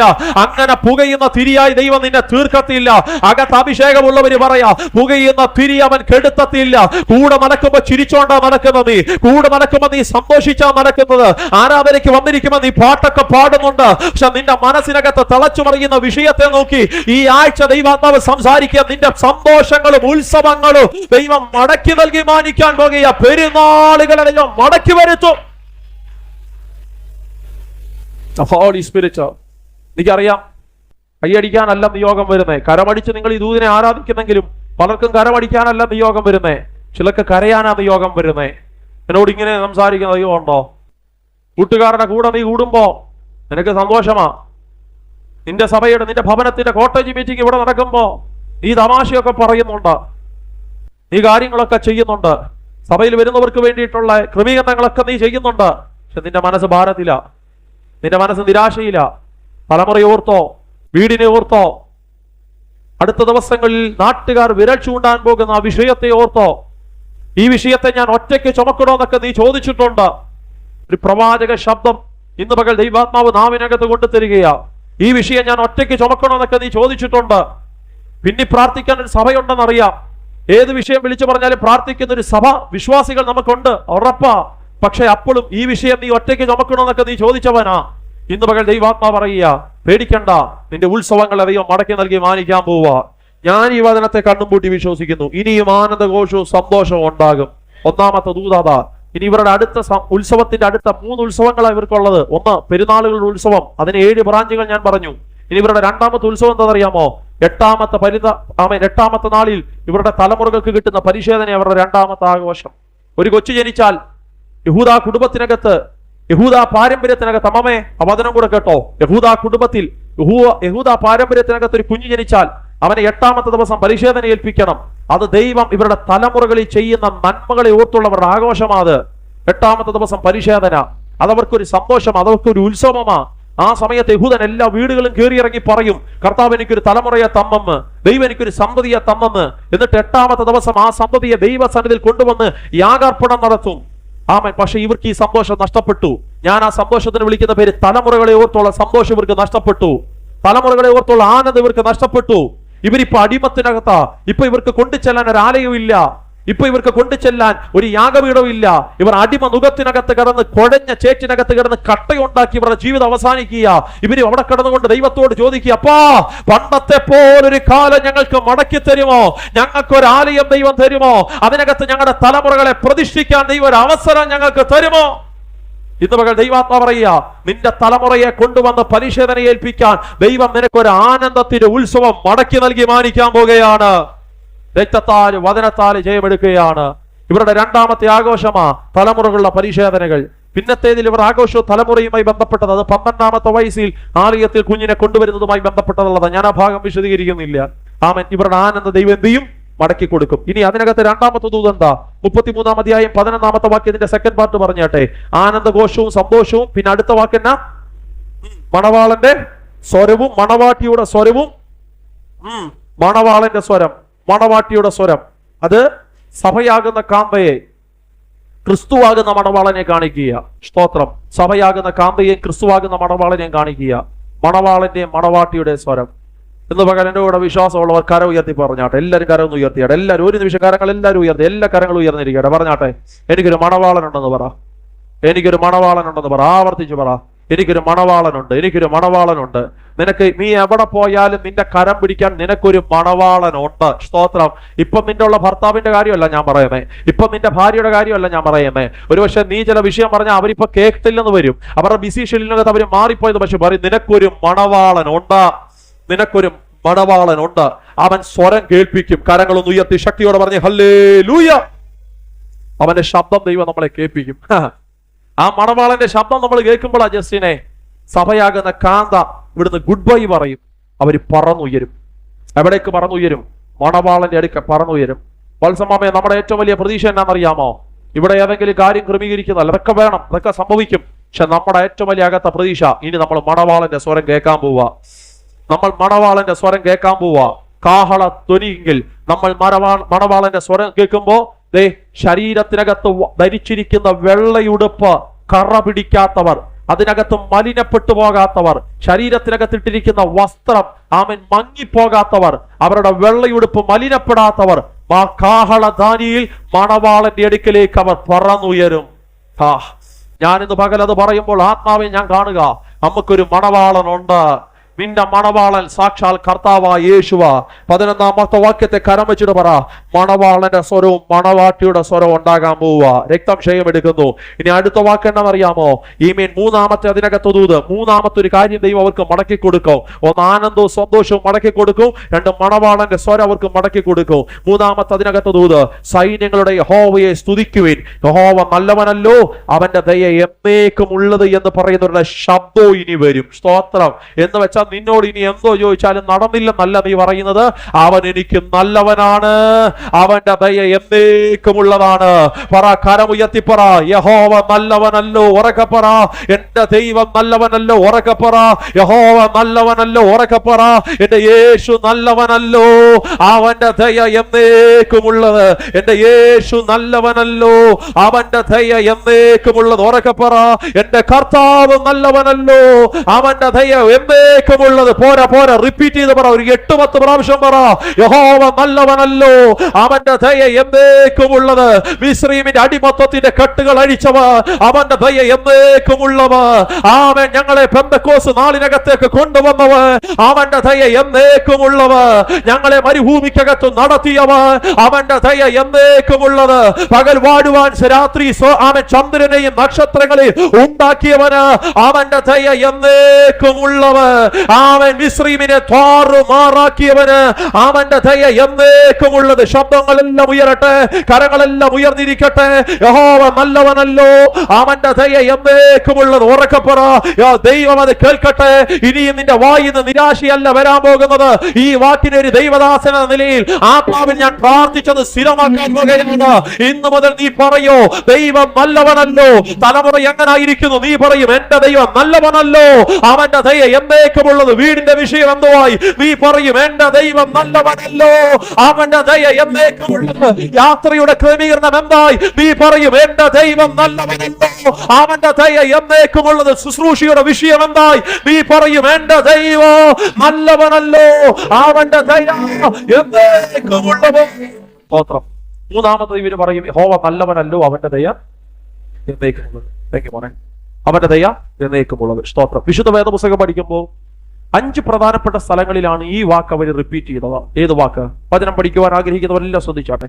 5 സ്ഥലങ്ങളിലാണ് ഈ വാക്ക് അവർ റിപ്പീറ്റ് ചെയ്തത്. ഏത് വാക്ക്? യഹോവ നല്ലവനല്ലോ, അവന്റെ ദയ എന്നേക്കുമുള്ളത്. ഏത് 5 സ്ഥലങ്ങളിലാ? ഒന്ന് ദിനവൃത്താന്ത പുസ്തകം 16-ാം അധ്യായം 34-ാമത്തെ വാക്യം പറയുക. വായിച്ചേ. 1 ദിനവൃത്താന്ത പുസ്തകം 16-ാമത്തെ അധ്യായം അതിന്റെ 34-ാമത്തെ വാക്യം. 1 ദിനവൃത്താന്ത പുസ്തകം വേഗത്തിലെടുക്കുക. 1 ദിനവൃത്താന്ത പുസ്തകം 16-ാമത്തെ അധ്യായം അതിന്റെ 34-ാമത്തെ വാക്യത്തിനകത്ത് അവര് പറയുന്നു യഹോവ നല്ലവനല്ലോ, അവന്റെ ദയ എന്നേക്കുമുള്ളത്. വായിച്ചേ. 1 ദിനവൃത്താന്തം 16-ന്റെ 34-ാമത്തെ വാക്യം. യഹോവയ്ക്ക് സ്തോത്രം ചെയ്യുവിൻ, അവൻ നല്ലവനല്ലോ, അവന്റെ ദയ എന്നേക്കുമുള്ളത്. സ്തോത്രം. ഏത് സാഹചര്യത്തിലാണ് ഇവരിത് പറയുന്നത്? അതൊരു ദൂത. ശ്രദ്ധിച്ചേ. ഇവർ ഈ പറയുന്ന സാഹചര്യം പിടിക്കപ്പെട്ടു പോയി ദൈവത്തിന്റെ പെട്ടകം. സ്തോത്രം. ഇപ്പോൾ ആ പെട്ടകം ഇരിക്കുന്നത് ഒബേദെദോമിന്റെ വീട്ടിനകത്താണ്. ഈ വീടിനകത്തിരിക്കുന്ന പെട്ടകം ശ്രദ്ധിച്ചേ. ദൈവത്തിന്റെ പെട്ടകം ഇപ്പം ഒരു വീടിനകത്തിരിക്കുക. വെച്ച വീട് അനുഗ്രഹിക്കപ്പെട്ടോ? അനുഗ്രഹിക്കപ്പെട്ടു. അവിടെ നിർത്തിയും ഞാനൊരു ദൂത് പറയാം. ദൈവത്തിന്റെ പെട്ടകം ഏത് വീട്ടിനകത്തിരിക്കുന്നോ ആ വീട് അനുഗ്രഹിക്കപ്പെട്ടിരിക്കും. സ്തോത്രം. ഇപ്പൊ ഈ വീടിനകത്ത് 3 മാസം ഈ പെട്ടകം കൊണ്ടുവച്ചു. ആ വീടിനെ ദൈവം അസാധാരണമായി മാനിച്ചു. അങ്ങനെ ഇരിക്കുന്ന പെട്ടകത്തെ നോക്കി ദാവീദിന് ഒരു താല്പര്യം തോന്നി. ഈ പെട്ടകം തിരിച്ചു വീണ്ടും ദൈവത്തിന്റെ ആലയത്തിനകത്ത് കൊണ്ടുവരണം. അങ്ങനെ ഏദോം ഭവനത്തിനകത്തു നിന്നും അവർ ഈ പെട്ടകം എടുത്തു. ആമേൻ. വലിയ സന്തോഷത്തോടെ, വലിയ ആഘോഷത്തോടെ അവർ യഹോവയുടെ പെട്ടകം, ഞാനതൊക്കെ പറയുമ്പോൾ വളരെ സ്തോത്രം ഗൗരവമായിട്ട് ഞാൻ ആ പദം പറയുന്നത്, യഹോവയുടെ പെട്ടകത്തെ അവർ കൊണ്ടുവന്നു ദൈവത്തിന്റെ ആലയത്തിനകത്ത് വെച്ചപ്പോൾ നഷ്ടപ്പെട്ടു പോയ പെട്ടകം, പിടിക്കപ്പെട്ടു പോയ പെട്ടകം, 3 മാസം മറ്റൊരു ഭവനത്തിനകത്തിരുന്ന പെട്ടകം വീണ്ടും ആലയത്തിൽ വന്നപ്പോൾ അവർ ഉറക്കെ പറയുകയാണ് യഹോവ നല്ലവനല്ലോ, അവന്റെ ദയ എന്നേക്കുമുള്ളത്. അർത്ഥം, എന്റെ വീട്ടിൽ ദൈവത്തിന്റെ പെട്ടകം വരുമ്പോ, എന്റെ ആലയത്തിൽ ദൈവത്തിന്റെ പെട്ടകം വരുമ്പോ അകത്ത് ദൈവകൃപയുള്ളവൻ പറയണം എന്റെ ദൈവം നല്ലവനാണ്, അവന്റെ ദയ എന്നേക്കുമുള്ളത്. സഹോദര, നിനക്ക് ലോട്ടറി അടിക്കുമ്പോഴല്ല, പിന്നെ നിന്റെ വീടിനകത്ത് ഫ്രിഡ്ജ് മേടിക്കുമ്പോഴല്ല, പിന്നെ നിന്റെ വീടിനകത്ത് ഏതെങ്കിലും ഒരു മെറ്റീരിയൽസ് വാങ്ങുമ്പോഴല്ല, നിന്റെ വീട് മോടി പിടിപ്പിക്കുമ്പോഴല്ല, നിന്റെ വീടിനകത്ത് പെയിന്റ് അടിക്കുമ്പോഴല്ല, ഒരു നിലയും കൂടെ മുകളിലോട്ട് പണിയുമ്പോഴല്ല, നമ്മുടെ പിള്ളേർ UK-ലോ USA പോകുമ്പോഴല്ല നമ്മൾ ഇത് പറയുന്നത്. പിന്നെയോ നമ്മുടെ വീട്ടിൽ ദൈവത്തിന്റെ പെട്ടകം വരുമ്പോൾ നമ്മൾ പറയണോ ദൈവത്തിന്റെ ദയ എന്നേക്കുമുള്ളത്. യഹോവ നല്ലവനല്ലോ, അവന്റെ ദയ എന്നേക്കുമുള്ളത്. രണ്ടാമത് എവിടെയായി ഇവരത് പറഞ്ഞത്? 2 ദിനവൃത്താന്ത പുസ്തകം 5-ാമത്തെ അധ്യായം അതിന്റെ 13-ാമത്തെ വാക്യത്തിനകത്ത് രണ്ടാമത് ഇവര് പറഞ്ഞു. വായിച്ചേ. 2 ദിനവൃത്താന്ത പുസ്തകം 5-ാമത്തെ അധ്യായം അതിന്റെ 13-ാമത്തെ വാക്യത്തിലാണ് രണ്ടാമത് ഇവർ യഹോവ നല്ലവനല്ലോ, അവന്റെ ദയ എന്നേക്കുമുള്ളത് എന്നുള്ള വാക്ക് പറഞ്ഞ് 2 ദിനവൃത്താന്തം 5-ന്റെ 13-ാമത്തെ വാക്യം വായിച്ചാട്ടെ. വേഗത്തിൽ വായിച്ചേ. പുരോഹിതന്മാരോട് കൂടെ നിന്നു കാഹളക്കാരും സംഗീതക്കാരും ഒത്തൊരുമിച്ച് കാഹളങ്ങളോടും കൈത്താളങ്ങളോടും വാദിത്രങ്ങളോടും കൂടെ അവൻ നല്ലവനല്ലോ, അവന്റെ ദയ എന്നേക്കുമുള്ളത് എന്ന് ഏകസ്വരമായി അവര് പറയാൻ തുടങ്ങി. എന്താ ഇവിടുത്തെ ആമൻ സാഹചര്യം? ഇത് നമ്മൾ പറയും കേട്ടോ. ഈ സാഹചര്യം കേട്ടാൽ നിങ്ങൾ സ്വോത്രം പറയും. കാരണം ഇപ്പൊ ഇവര് സ്വോത്രം പറഞ്ഞതിന്റെ ഇവർ ആരാധിച്ചതിന്റെയും യഹോവ നല്ലവനല്ലോ എന്ന് ഇപ്പൊ ഇവര് പറഞ്ഞതിന്റെ കാരണം എന്താണെന്നറിയാമോ? ഇവർ ശലോമോന്റെ നേതൃത്വത്തിൽ ഒരാലയം പണിതു. ആമൻ സ്തോത്രം. എന്റെ അച്ഛാ, ഇവർ ആലയം ആഗ്രഹിച്ചത് ദാവീദാ, പക്ഷെ പണിതത് തലമുറയാ. അപ്പന് പണിയാൻ പറ്റാത്ത ആലയം തലമുറ പണിതെടുത്തു. ഒരു സ്തോത്രം പറഞ്ഞാട്ടെ. അങ്ങനെ ശലോമോന്റെ നേതൃത്വത്തിൽ ആലയ പണി കഴിഞ്ഞപ്പോ ആലയ പണിയുടെ നടുവിൽ വെച്ച് ഇവര് പറയുക എന്റെ ദൈവം നല്ലവനല്ലോ, അവന്റെ ദയ എന്നേക്കുമുള്ളത്. സ്തോത്രം. അങ്ങനാണെങ്കിൽ നമുക്കിത് പറയാനൊരു സമയം ദൈവം തരും. എപ്പോഴാണെന്നറിയാമോ? നമ്മുടെ ആലയത്തിന്റെ അടിസ്ഥാനമെല്ലാം കുറിച്ച അവിടെ ഒരു മനോഹരമായ ബിൽഡിംഗ് വരുമ്പോ അതിനകത്തെ കതക് തുറങ്ങി അഭിഷക്തന്മാരുടെ നേതൃത്വത്തിൽ, പാസ്റ്റേഴ്സിന്റെ ആമൻ സാന്നിധ്യത്തിൽ, അതിനേക്കാളപ്പുറം കർത്താവിന്റെ സാന്നിധ്യത്തിൽ ആ ഡോറ് തുറന്ന് നമ്മൾ അകത്തേക്ക് കയറുമ്പോൾ സഭ നമ്മളെല്ലാവരും ഒരുമിച്ച് ഈ വാക്യം പറയും, നമുക്കൊരാലയം തന്ന ദൈവം യഹോവ നല്ലവനല്ലോ, അവന്റെ ദയ എന്നേക്കുമുള്ളത്. ഇവിടുത്തെ ആലയം ലിറ്ററലി പറയുന്നതാ. എന്നാ പുതിയ നിയമത്തിന്റെ ഒരു വെളിപ്പാട് ഞാൻ പറയാം. നീ ദൈവത്തിന്റെ ആലയമാ. പൗലോസ് പറയുക, നിങ്ങൾ ദൈവത്തിന്റെ മന്ദിരമെന്നും ക്രിസ്തു നിങ്ങളിൽ വസിക്കുന്നു എന്ന് നിങ്ങൾ അറിയുന്നില്ലയോ? അപ്പൊ നമ്മൾ ദൈവത്തിന്റെ ആലയമാണെങ്കിൽ നമ്മളെ ആലയമാക്കി ദൈവം മാറ്റിയാൽ ആ സെക്കൻഡിൽ നമ്മൾ പറയണോ, എന്റെ ദൈവം നല്ലവനല്ലോ. സഹോദരങ്ങളെ, നിങ്ങളുടെ ശരീരം നിങ്ങൾക്കുള്ളതല്ല കേട്ടോ. നിങ്ങളുടെ ശരീരം നിങ്ങൾക്കുള്ളതല്ല. നമ്മുടെ ശരീരം കേവലം ഏതെങ്കിലും ഒരു പാപത്തിനുള്ളതല്ല. എനിക്കറിയില്ല ഞാൻ ഈ വാക്കൊക്കെ എന്തിനാ പറയുന്നേ. നിന്റെ ശരീരം കള്ളം പറയാനോ ഭോഷ്ക് പറയാനോ വ്യാജം പറയാനോ ഉള്ളതല്ല. നിന്റെ ശരീരം ദൈവത്തിന്റെ ആലയമാണ്. ആമേൻ. പഴയ ദൈവത്തിനകത്ത് ലക്ഷങ്ങളുള്ള കൂടാരത്തിനകത്ത് വസിക്കാൻ ഇറങ്ങി വരാത്തവൻ ഇന്ന് പകൽ എന്റെ ശരീരമായ ആലയത്തിനകത്ത് ഇറങ്ങി വരുമ്പോ നമ്മൾ പറയണം, എന്റെ ദൈവം നല്ലവനാ, അവന്റെ ദയ എന്നേക്കുമുള്ളതാ. നിന്നെ നോക്കി നാട്ടുകാരി പറഞ്ഞിട്ടുണ്ട്, കളിയാക്കിയിട്ടുണ്ട്. നിന്റെ ഫേസിന്റെ കട്ട് നോക്കി ഞാൻ അതൊക്കെ പറയുമ്പോൾ ഈ കാലഘട്ടത്തിന്റെ ഒരു ദൂത് ഞാൻ പറയാം. ബോഡി ഷെയ്മിങ് അനുഭവിച്ച ആരെങ്കിലും ഈ യോഗത്തിനകത്തുണ്ടോ? ബോഡി ഷെയ്മിങ് ഇല്ല, നിങ്ങൾ ആരും ഇല്ല.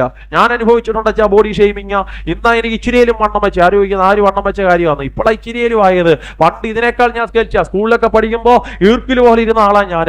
അന്ന് എനിക്ക് ഇഷ്ടം പോലെ ബോഡി ഷെയ്മിങ് കിട്ടിയിട്ടുണ്ട്. പിന്നെ എന്റെ ഹൈറ്റും കൂടെ കണ്ടപ്പോൾ എല്ലാവരും എന്തോ ഒരു വാക്ക് പറയലോ, എന്തോ ഒരു എന്തോ ശ്രോത്രം, ഏതോ ഒരു മൃഗത്തിന്റെ ഇതാണോ നീ, അതാണോ നീ, ജീറപ്പ്, അത് തന്നെ ശ്രോത്രം, ഇതാണോ നീ, അതാണോ നീ എന്നൊക്കെ ചോദിച്ചു ബോഡി ഷെയ്മിങ് കിട്ടിയ. പക്ഷെ ഞാൻ പറയാം, നാട്ടുകാർ നോക്കുമ്പോ നിന്നെ ഒരു ജിറാഫ് പോലാ തോന്നുന്നേ. നാട്ടുകാർ നോക്കുമ്പോൾ നിന്നെ പൊണ്ണത്തടിയനായിട്ടാ തോന്നുന്നേ. നാട്ടുകാർ നോക്കുമ്പോൾ നിന്നെ മുഴുപ്പൊല്ലനായിട്ടാ തോന്നുന്നത്. പിന്നെന്തുവാ മുച്ചുണ്ടനായിട്ടൊക്കെയാ തോന്നുന്നേ. നാട്ടുകാർ നോക്കുമ്പോൾ നിന്റെ ശബ്ദം വിറങ്ങലിച്ച ശബ്ദമായിട്ടാ തോന്നുന്നേ. നിനക്ക് ആരെ നിന്നെ കണ്ടാലും സൗന്ദര്യം ഇല്ലാത്തവനായിട്ടാ തോന്നുന്നേ. പക്ഷെ ദൈവാത്മാ പറയുക, നീ അത്ര സൗന്ദര്യം കുറഞ്ഞവനാണെങ്കിലും, നീ അത്ര കറുത്തവനോ വെളുത്തവനോ ആണെങ്കിലും, നിനക്ക് അത്ര നീളം കുറവാണെങ്കിലും നീളം കൂടിയവനാണെങ്കിലും, നീ അത്ര പൊണ്ണത്തടിയന് സ്കെൽറ്റ് ആണെങ്കിലും, ദൈവത്തിന് നിന്റെ അകത്തേക്ക് ഇറങ്ങി വസിക്കാൻ ഇഷ്ടമാണ്.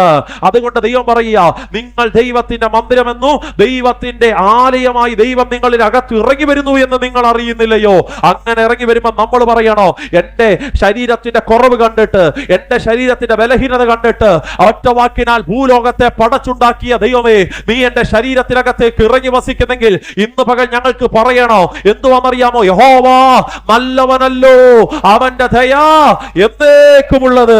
അങ്ങനെ ശരീരത്തിനകത്ത് ദൈവം ഇറങ്ങി വസിക്കുന്നു എന്ന് വിശ്വസിക്കുന്നവർ ചോർന്ന് ശക്തിയോടെ ഹല്ലേലൂയ പറഞ്ഞാട്ടെ. മൂന്നാമത് ഇവരെവിടാ പറഞ്ഞത് ദൈവം നല്ലവനാണെന്ന്? തുറന്നാട്ടെ 2 ദിനവൃത്താന്ത പുസ്തകം തന്നെ 7-ന്റെ 3-ാമത്തെ വാക്യത്തിൽ ഇവര് പറഞ്ഞു ദൈവം നല്ലവനാണെന്ന്. 2 ദിനവൃത്താന്ത പുസ്തകം 7-ാം അധ്യായം അതിന്റെ 3-ാമത്തെ വാക്യത്തിൽ ഇവര് പറയുക ദൈവം നല്ലവനാണെന്ന്. വായിച്ചേ. തീ ഇറങ്ങിയതും ആലയത്തിലെ യഹോവയുടെ തേജസ്സും വീണു, യഹോവയെ നമസ്കരിച്ചു. എന്നിട്ട് അവര് പറയുക അവൻ നല്ലവനല്ലോ, അവന്റെ ദയ. എന്തിനാ ഇത് പറഞ്ഞേ? തീ ഇറങ്ങിയപ്പോ അവര് പറഞ്ഞു. എന്തോ ഇറങ്ങിയപ്പോഴാച്ചാ? തീ ഇറങ്ങിയപ്പോ. അമ്മമ്മ എന്തോ ഇറങ്ങിയപ്പോൾ അവര് പറഞ്ഞേ? തീ ഇറങ്ങിയപ്പോ.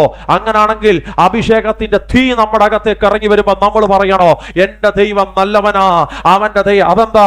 അഭിഷേകത്തെ പ്രാപിപ്പാൻ നമ്മൾ യോഗ്യന്മാരായിരുന്നില്ല. നിങ്ങൾക്കറിയാമോ, പണം കൊടുത്താലും കിട്ടാത്ത സംഗതിയാ ദൈവത്തിന്റെ അഭിഷേകം. വില കൊടുത്താൽ, പണം കൊടുത്താൽ കിട്ടാത്തത്, ദ്രവ്യം കാൽക്കൽ കൊണ്ടുവന്നാൽ വെച്ച് കിട്ടാത്തത് അഭിഷേകത്തിന്റെ അഗ്നി.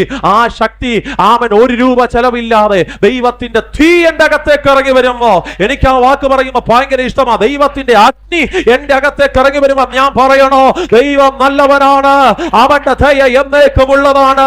3.5 വർഷം 33.5 തിരുവയസ്സ് വരെ യേശു തന്റെ ശരീരത്തിനകത്ത് കൊണ്ടു നടന്ന പരിശുദ്ധയാത്മാവിന്റെ അഗ്നിന്റെ ശരീരത്തിനകത്തേക്ക് തരുമ്പോ നീ പറയണോ, ദൈവം നല്ലവനാണ്, അവന്റെ ദയ എന്നേക്കുമുള്ളത്.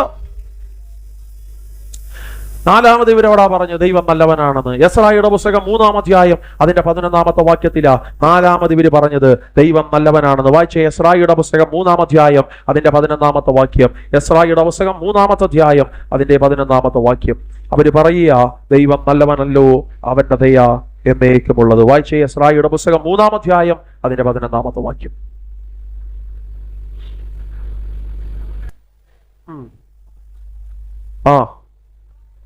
അവർ യഹോവയെ അവൻ നല്ലവൻ, ഇസ്രായേലിനോട് അവന്റെ ദയ എന്നേക്കുമുള്ളത്. അവൻ നല്ലവൻ, അവന്റെ ദയ എന്നേക്കുമുള്ളത്. ഇതിന്റെ സാഹചര്യം കൂടെ നിങ്ങളൊന്ന് കേട്ടാട്ടെ, എന്നെ നോക്കിയാട്ടെ. എന്തിനാ ഇവിടെ ഇവർ യഹോവ നല്ലവനാന്ന് പറയുന്നത്? ഒന്നാമത് അവര് പറഞ്ഞത് പിടിക്കപ്പെട്ടു പോയ പെട്ടകം തിരിച്ചു വന്നപ്പോൾ അവര് പറഞ്ഞത്. രണ്ടാമത് അവര് പറഞ്ഞത് ആലയം പണിതപ്പോൾ അവര് പറഞ്ഞത്. മൂന്നാമത് അവര് പറഞ്ഞത് ദൈവത്തിന്റെ തീ ഇറങ്ങിയപ്പോൾ അവര് പറഞ്ഞത്. നാലാമത് ഇവിടെ എന്തിനാ പറയുന്നത്? പറയാം, ഒരിക്കൽ ശലോമോൻ ആഗ്രഹിച്ചു പണിത ആലയം തകർക്കപ്പെട്ടു പോയി. സെരൂബാബേലിന്റെ കാലഘട്ടത്തിൽ അത് വീണ്ടും പണിയാൻ തുടങ്ങി. ഒരിക്കൽ തകർക്കപ്പെട്ടത് വീണ്ടും പണിയാൻ തുടങ്ങി. തകർക്കപ്പെട്ടതിനെ പണിത് ദൈവം കൊണ്ടുവന്നു. ഉടയപ്പെട്ടതിനെ ദൈവം രൂപാന്തരപ്പെടുത്തി കൊണ്ടുവന്നു. ഇല്ലാതാക്കിയതിനെ ദൈവം വീണ്ടും റീക്രിയേറ്റ് ചെയ്തപ്പോ അവർ ഈ ആലയത്തിന്റെ നടുവിൽ നിന്നുകൊണ്ട് പറയുക, ഒരു കാലഘട്ടത്തിൽ ഞങ്ങൾ ആഗ്രഹിച്ച് പണിത ആലയത്തെ ശത്രു തകർത്തെങ്കിലും ഈ സെരൂബാബേലിന്റെ കാലഘട്ടത്തിൽ ദൈവം ഇത് വീണ്ടും ഞങ്ങൾക്ക് വേണ്ടി പണിതല്ലോ. അതുകൊണ്ട് ഞങ്ങൾക്ക് പറയാതിരിക്കാൻ കഴിയില്ല, യഹോവ നല്ലവനല്ലോ, അവന്റെ ദയ എന്നേക്കും. ദൂത് ഞാൻ പറയാ, നിന്റെ ജീവിതത്തിൽ തകർക്കപ്പെട്ടതിനെ ദൈവം റീക്രിയേറ്റ് ചെയ്യുമ്പോൾ നീ പറയണോ? നിന്റെ ജീവിതത്തിൽ ഇല്ലാതാക്കിയതിനെ ദൈവം വീണ്ടും കൊണ്ടുവരുമ്പോൾ നീ പറയണോ? എന്റെ ദൈവം നല്ലവനാണ്, അവന്റെ ദയ എന്നേക്കുമുള്ളവർ. ഇന്ന് പകൽ ഞാനത് പറയുമ്പോൾ വിശ്വസിക്കുന്നോ? ജീവിതത്തിൽ തകർക്കപ്പെട്ടതിനെല്ലാം പണിയുന്നൊരു ദൈവമുണ്ട്. ജീവിതത്തിൽ ഇടിഞ്ഞു പോയതിനെല്ലാം രൂപാന്തരപ്പെടുത്തുന്നൊരു ദൈവമുണ്ട്. വേദപുസ്തകം പറയാം, നിന്റെ സന്തതി പുരാതന ശൂന്യങ്ങളെ എന്ത് ചെയ്യും? പണിയും. സ്തോത്രം. പുരാതന ശൂന്യങ്ങളെ പണിയും. എന്റെ മക്കൾ ഇടിഞ്ഞതിനെ പണിയുമ്പോ ആ സ്ഥാനത്ത് ഞാൻ പറയണം, എന്റെ ദൈവം നല്ലവനാ, അവന്റെ ദയ എന്നേക്കുമുള്ളതാ. തകർക്കപ്പെട്ടതിനെ നോക്കി മറ്റുള്ളവർ നിന്ദിക്കുകയുള്ളൂ. തകർക്കപ്പെട്ടതിനെ നോക്കി മറ്റുള്ളവർ കളിയാക്കുകയുള്ളൂ. നിങ്ങൾക്കറിയാം, റോഡ് സൈഡിലൊക്കെ ആക്സിഡന്റ് വരുമ്പോ ഇടിഞ്ഞു കിടക്കുന്ന അല്ലെങ്കിൽ ഇടിച്ചു കിടക്കുന്ന കാറിനെ നോക്കി എല്ലാരും ഇങ്ങനെ സെൽഫി അല്ലല്ലോ, വീഡിയോസ് ഒക്കെ എടുത്ത് ഫേസ്ബുക്കിൽ പോസ്റ്റ് ചെയ്യത്തേ ഉള്ളൂ. ഹാ ഗായ്സ്, ദേ ഈ 2 വണ്ടികൾ ഇവിടെ ഇടിച്ചു കിടക്കുന്നു, ഞങ്ങളത് കണ്ടു. എല്ലാരും ലൈവ് ഇടത്ത്. നിനക്കൊരു തകർച്ച വന്നാൽ എല്ലാരും ലൈവ് ഇടും. നിനക്കൊരു ഇടിവ് സംഭവിച്ചാൽ എല്ലാരും ലൈവ് ഇടും. നിനക്കൊരു തകർച്ച വന്നു കഴിഞ്ഞാൽ സോഷ്യൽ മീഡിയ അത് ആഘോഷിക്കും, ഇല്ലയോ? ചുമ്മാ അറിയാമോ? അഭിമന്യു പാസ്റ്റർ 10 പ്രസംഗം നന്നായി പ്രസംഗിച്ചാൽ ലോകം അറിയത്തില്ല മാമേ. പക്ഷെ ഞാനിവിടെ ഒരു ദുരുപദേശം പറയട്ടെ, വിത്തിൻ സെക്കൻഡുകൾ കൊണ്ട് എന്നെ ലോകരാജ്യം അറിയപ്പെടും. എല്ലാവർക്കും ഇഷ്ടം നമ്മൾ വളരാനല്ല, നമ്മൾ ഇടിഞ്ഞു കിടക്കുന്നത് കാണാനാ. നമ്മുടെ വീട് ഇല്ലാതായി കിടക്കുന്നത് കാണാനാ. പക്ഷെ ബൈബിൾ പഠിപ്പിക്കുക, ഇല്ലാതെ കിടക്കുന്നതിനെ ഇടിഞ്ഞു നോക്കിയതിനെ നോക്കി കയ്യിലെ കുഴപ്പം കൊണ്ടാ സംഭവിച്ചത്, മര്യാദയ്ക്ക് പഠിച്ചോ എന്ന് പറയുന്ന ഒരു ദൈവത്തെ അല്ല നമ്മൾ ആരാധിക്കുന്നത്. ഇടിഞ്ഞു കിടക്കുന്ന നമ്മളെ നോക്കി ദൈവം പണിയുമ്പോൾ നമ്മൾ പറയണം, എന്റെ ദൈവം നല്ലവനല്ലോ, അവന്റെ ദയ. അഞ്ചാമത് ഇവരെവിടാ പറഞ്ഞെന്ന് ഇന്നലെ രാത്രിയിലാണ് എനിക്ക് കിട്ടിയത്. സ്തോത്രം. കഴിഞ്ഞ ദിവസം വയനാട്ടിലായിരുന്നു മീറ്റിംഗ്. ഒത്തിരി രാത്രിയിൽ ഉറക്കമൊന്നും ശരിയായില്ല. രാത്രിയിലെ യാത്രയായിരുന്നു. വെളുപ്പിന് 3 മണിക്കാ കൊല്ലം റെയിൽവേ സ്റ്റേഷനിൽ ഞാൻ വന്നിറങ്ങിയത്. ആമേൻ. ഉറക്കമൊന്നും അത്രയും കൊണ്ട് ശരിയായിട്ടില്ല. സ്തോത്രം. പക്ഷെ ഇന്നലെ രാത്രി ട്രെയിനകത്ത് അല്പസമയം ഇരിക്കുമ്പോൾ മൊബൈലൊക്കെ ഇങ്ങനെ സെർച്ച് ചെയ്ത് മൊബൈലിനകത്ത് ബൈബിളൊക്കെ ഇങ്ങനെ നോക്കിയപ്പോൾ 5ാമത് ഇവര് പറഞ്ഞ സ്ഥലം ഞാൻ കണ്ടു. എവിടാന്നറിയാമോ? നമ്മൾ വായിച്ച 107-ാം സങ്കീർത്തനം, ഇന്നത്തെ നമ്മുടെ സങ്കീർത്തനം, അതിന്റെ 1ാമത്തെ വാക്യം. 5ാമത് ഇവര് പറഞ്ഞ സ്ഥലമാ 107-ാം സങ്കീർത്തനം, അതിന്റെ 1ാം വാക്യം. എല്ലാരും കൂടെ ചേർന്ന് വായിച്ചാട്ടെ. യഹോവയ്ക്ക് സ്തോത്രം. ഒന്ന് വായിച്ചേ, അവൻ നല്ലവനല്ലോ. ഞാൻ ഈ വാക്യം കണ്ടപ്പോൾ 107-ാം സങ്കീർത്തനം മൊത്തം വായിച്ചു നോക്കി. എന്തിനാ ഇവരെ യഹോവ നല്ലവനാന്ന് പറയാൻ കാരണം? ഒത്തിരി കാര്യങ്ങൾ എനിക്ക് മനസ്സിലാതെയെന്ന്. ഒറ്റ കാര്യം പറഞ്ഞ് ഞാൻ അവസാനിപ്പിക്കാം. എന്തുകൊണ്ടാണ് ഇവര് പറഞ്ഞത്? അതിന്റെ നമ്മൾ വായിച്ചു നിർത്തിയ 30-ാമത്തെ വാക്യമാണല്ലോ നമ്മൾ ഇന്ന് വായിച്ചു നിർത്തിയത്. 30-ാമത്തെ വാക്യം പറയാ, ശാന്തത വന്നതുകൊണ്ട് അവർ സന്തോഷിച്ചു. അവർ ആഗ്രഹിച്ച തുറമുഖത്ത് അവൻ അവരെ പറയാതിരിക്കാൻ പറ്റുമോ ദൈവം നല്ലവനല്ലെന്ന്? ആഗ്രഹിച്ച തുറമുഖത്ത് ദൈവം നമ്മളെ എത്തിക്കുമ്പോ നമ്മുടെ തുറമുഖം ഇവിടുത്തെ ഏതെങ്കിലും എഡ്ജല്ല, നമ്മുടെ തുറമുഖം നിത്യതയാണ്. അവിടെ എത്തുന്നത് വരെ നമ്മൾ പറയണം, എന്റെ ദൈവം. ഞാൻ ഇന്ന് പകൽ യോഗത്തിനകത്തിരിക്കുന്നവരെ നോക്കി പറയാ, നിന്നെ വിളിച്ചത് ദൈവമാണെങ്കിൽ എത്തിക്കേണ്ട സ്ഥാനത്ത് ദൈവം അവനെ എത്തിക്കും. വഴിയിൽ ഇട്ടേച്ചു പോകത്തില്ല. വിശ്വസിക്കുന്നുണ്ടോ? വഴിയിൽ ഇട്ടേച്ചു പോകത്തില്ല അമ്മാമേ. ആ വാക്ക് ഞാൻ റിപ്പീറ്റ് ചെയ്ത് പറയാം. ശാന്തത വന്നതുകൊണ്ട്, കൂടാരങ്ങളെ കുടുംബങ്ങളെ നോക്കി ഞാൻ പറയാം, ശാന്തത വന്നതുകൊണ്ട്. തർക്കങ്ങൾ വന്നതുകൊണ്ടല്ല, വാദങ്ങൾ വന്നതുകൊണ്ടല്ല, വഴക്ക് വന്നതുകൊണ്ടല്ല, ഇപ്പൊ അവർക്ക് ശാന്തത വന്നതുകൊണ്ട് അവർ സന്തോഷിച്ചു. അവർ ആഗ്രഹിച്ച തുറമുഖത്ത് ദൈവം അവരെ എത്തിച്ചു. അപ്പൊ അവര് പറയാ, ഞങ്ങളെ വിളിച്ച ദൈവം വിശ്വസനായത് കൊണ്ടോ, അവൻ വഴിയിൽ ഇട്ടേച്ചു പോകാത്ത ദൈവമാകുന്നത് കൊണ്ടോ, എത്ര എത്രയോ സ്ഥാനങ്ങൾ ഈ യാത്രകൾ അവസാനിക്കുമെന്ന് നമ്മൾ ചിന്തിച്ചു. എത്രയോ സ്ഥാനങ്ങൾ ഈ യാത്രകൾ ഒതുങ്ങിപ്പോകുമെന്ന് നമ്മൾ ചിന്തിച്ചു. എത്രയോ സ്ഥാനങ്ങളിൽ ഈ യാത്രകൾ തീർന്നു പോകുമെന്ന് നമ്മൾ ചിന്തിച്ചു. സത്യം പറ, യോഗത്തിനകത്തിരിക്കുന്ന പലരും പറഞ്ഞില്ലേ, ഈ ബോട്ട് മുങ്ങിപ്പോകും പാസ്റ്ററേ, ഇത് മറുകര കാണത്തില്ല. എന്നാൽ ഇന്ന് പകൽ നിന്നെ എത്തിക്കേണ്ട സ്ഥാനത്ത് ദൈവം എത്തിക്കുമ്പോ നീ പറയണം, എന്റെ ദൈവം നല്ലവനല്ലോ, അവന്റെ ദയ എന്നേക്കുമുള്ളത്. ഹല്ലേലൂയ. ഇന്ന് പകൽ ഞാൻ ഉറപ്പിച്ച ആത്മാവിൽ പറയാ, നമ്മളെ ലക്ഷ്യസ്ഥാനത്ത് ദൈവം എത്തിക്കാൻ പോകുകയാണ്. അങ്ങനെ പറയുമ്പോ ദൈവത്തിന്റെ സ്തുതിക്ക്, ദൈവത്തിന്റെ മഹത്വത്തിന് ദൈവം അത് മുഖാന്തരമാക്കി മാറ്റോ. ആമേൻ. ഇരമ്യാവ് പറയുക, ഒന്ന് നിങ്ങളുടെ ഉത്സവം മടങ്ങി വരൂ. പിന്നെയും ഇരമ്യാവ് പറയുക, നിങ്ങൾക്ക് മണവാളന്റെ സ്വരം മടങ്ങി വരൂ. പിന്നെയും ഇരമ്യാവ് പറയുക, നിങ്ങൾക്ക് ദൈവം നല്ലവനല്ലോ, അവന്റെ ദയ എന്നേക്കുമുള്ളതെന്ന് പറയാനുള്ള വകുപ്പുകൾ ദൈവം തരൂ. പിന്നെയും ഇരമ്യാവ് നാലാമത്തെ കാര്യം പറയുകയാണ്. ആമേൻ. സ്തോത്രം. ആലയത്തിനകത്ത് സ്തോത്ര യാഗങ്ങൾ വരാൻ പോകുകയാ. ആലയത്തിനകത്ത് എന്തോ വരാൻ പോവാ? സ്തോത്ര യാഗങ്ങൾ. പഴയ നിയമത്തിനകത്ത് 5 യാഗങ്ങൾ, ഞാൻ വിശദീകരിക്കുന്നില്ല.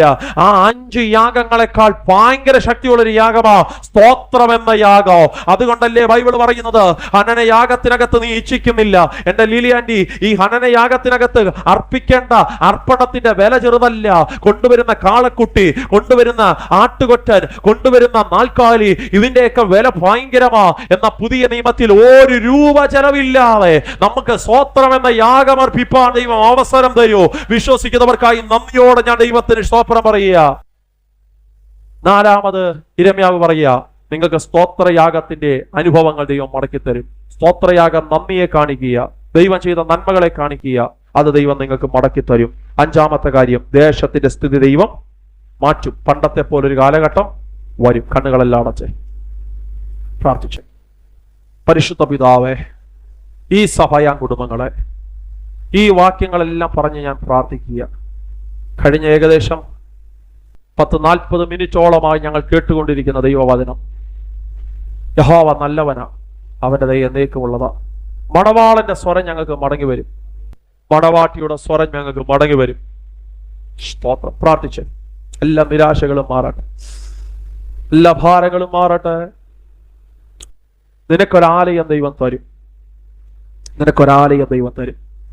ഇന്ന് പകൽ ഇതിനകത്തിരിക്കുന്നവരെ നോക്കി ദൈവാത്മാവിൽ ഞാൻ ഉറപ്പിച്ചു പറയാം, നിനക്കൊരാലയം ദൈവാത്മാവ് തരും. ആലയത്തിനകത്ത് വന്നിരുന്ന സ്തോത്രം അർപ്പിപ്പാൻ ദൈവം ഒരു അവകാശം തരും നിനക്ക്. സ്തോത്രയാഗം ഹനനയാഗമല്ല, ഭോജനയാഗമല്ല, സ്തോത്രം പാപപരിഹാര യാഗമല്ല, സ്തോത്രം. അതെ, നിനക്ക് സ്തോത്രയാഗം അർപ്പിപ്പാൻ ആലയം ദൈവം തരും. ആലയം ദൈവം തരും. എന്തിനാ സ്തോത്രയാഗം നീ അർപ്പിക്കുന്നേ? സ്തോത്രയാഗം നീ അർപ്പിക്കുന്നത് ദൈവം നിനക്ക് ചെയ്ത നന്മകളെ ഓർത്താ, ദൈവം ചെയ്ത ഉപകാരങ്ങളെ ഓർത്താ നീ സ്തോത്രയാഗം അർപ്പിക്കുന്നേ. ഈ സന്ദേശം കേൾക്കുന്ന എല്ലാവരോടും ഞാൻ പറയാം, സ്തോത്രയാഗം, സ്തോത്രയാഗം, സ്തോത്രയാഗം, സ്തോത്രയാഗം, സ്തോത്രയാഗം, സ്തോത്രയാഗം, സ്തോത്രയാഗം. നിരാശകളെല്ലാം മാറട്ടെ, ഭാരങ്ങളെല്ലാം മാറട്ടെ.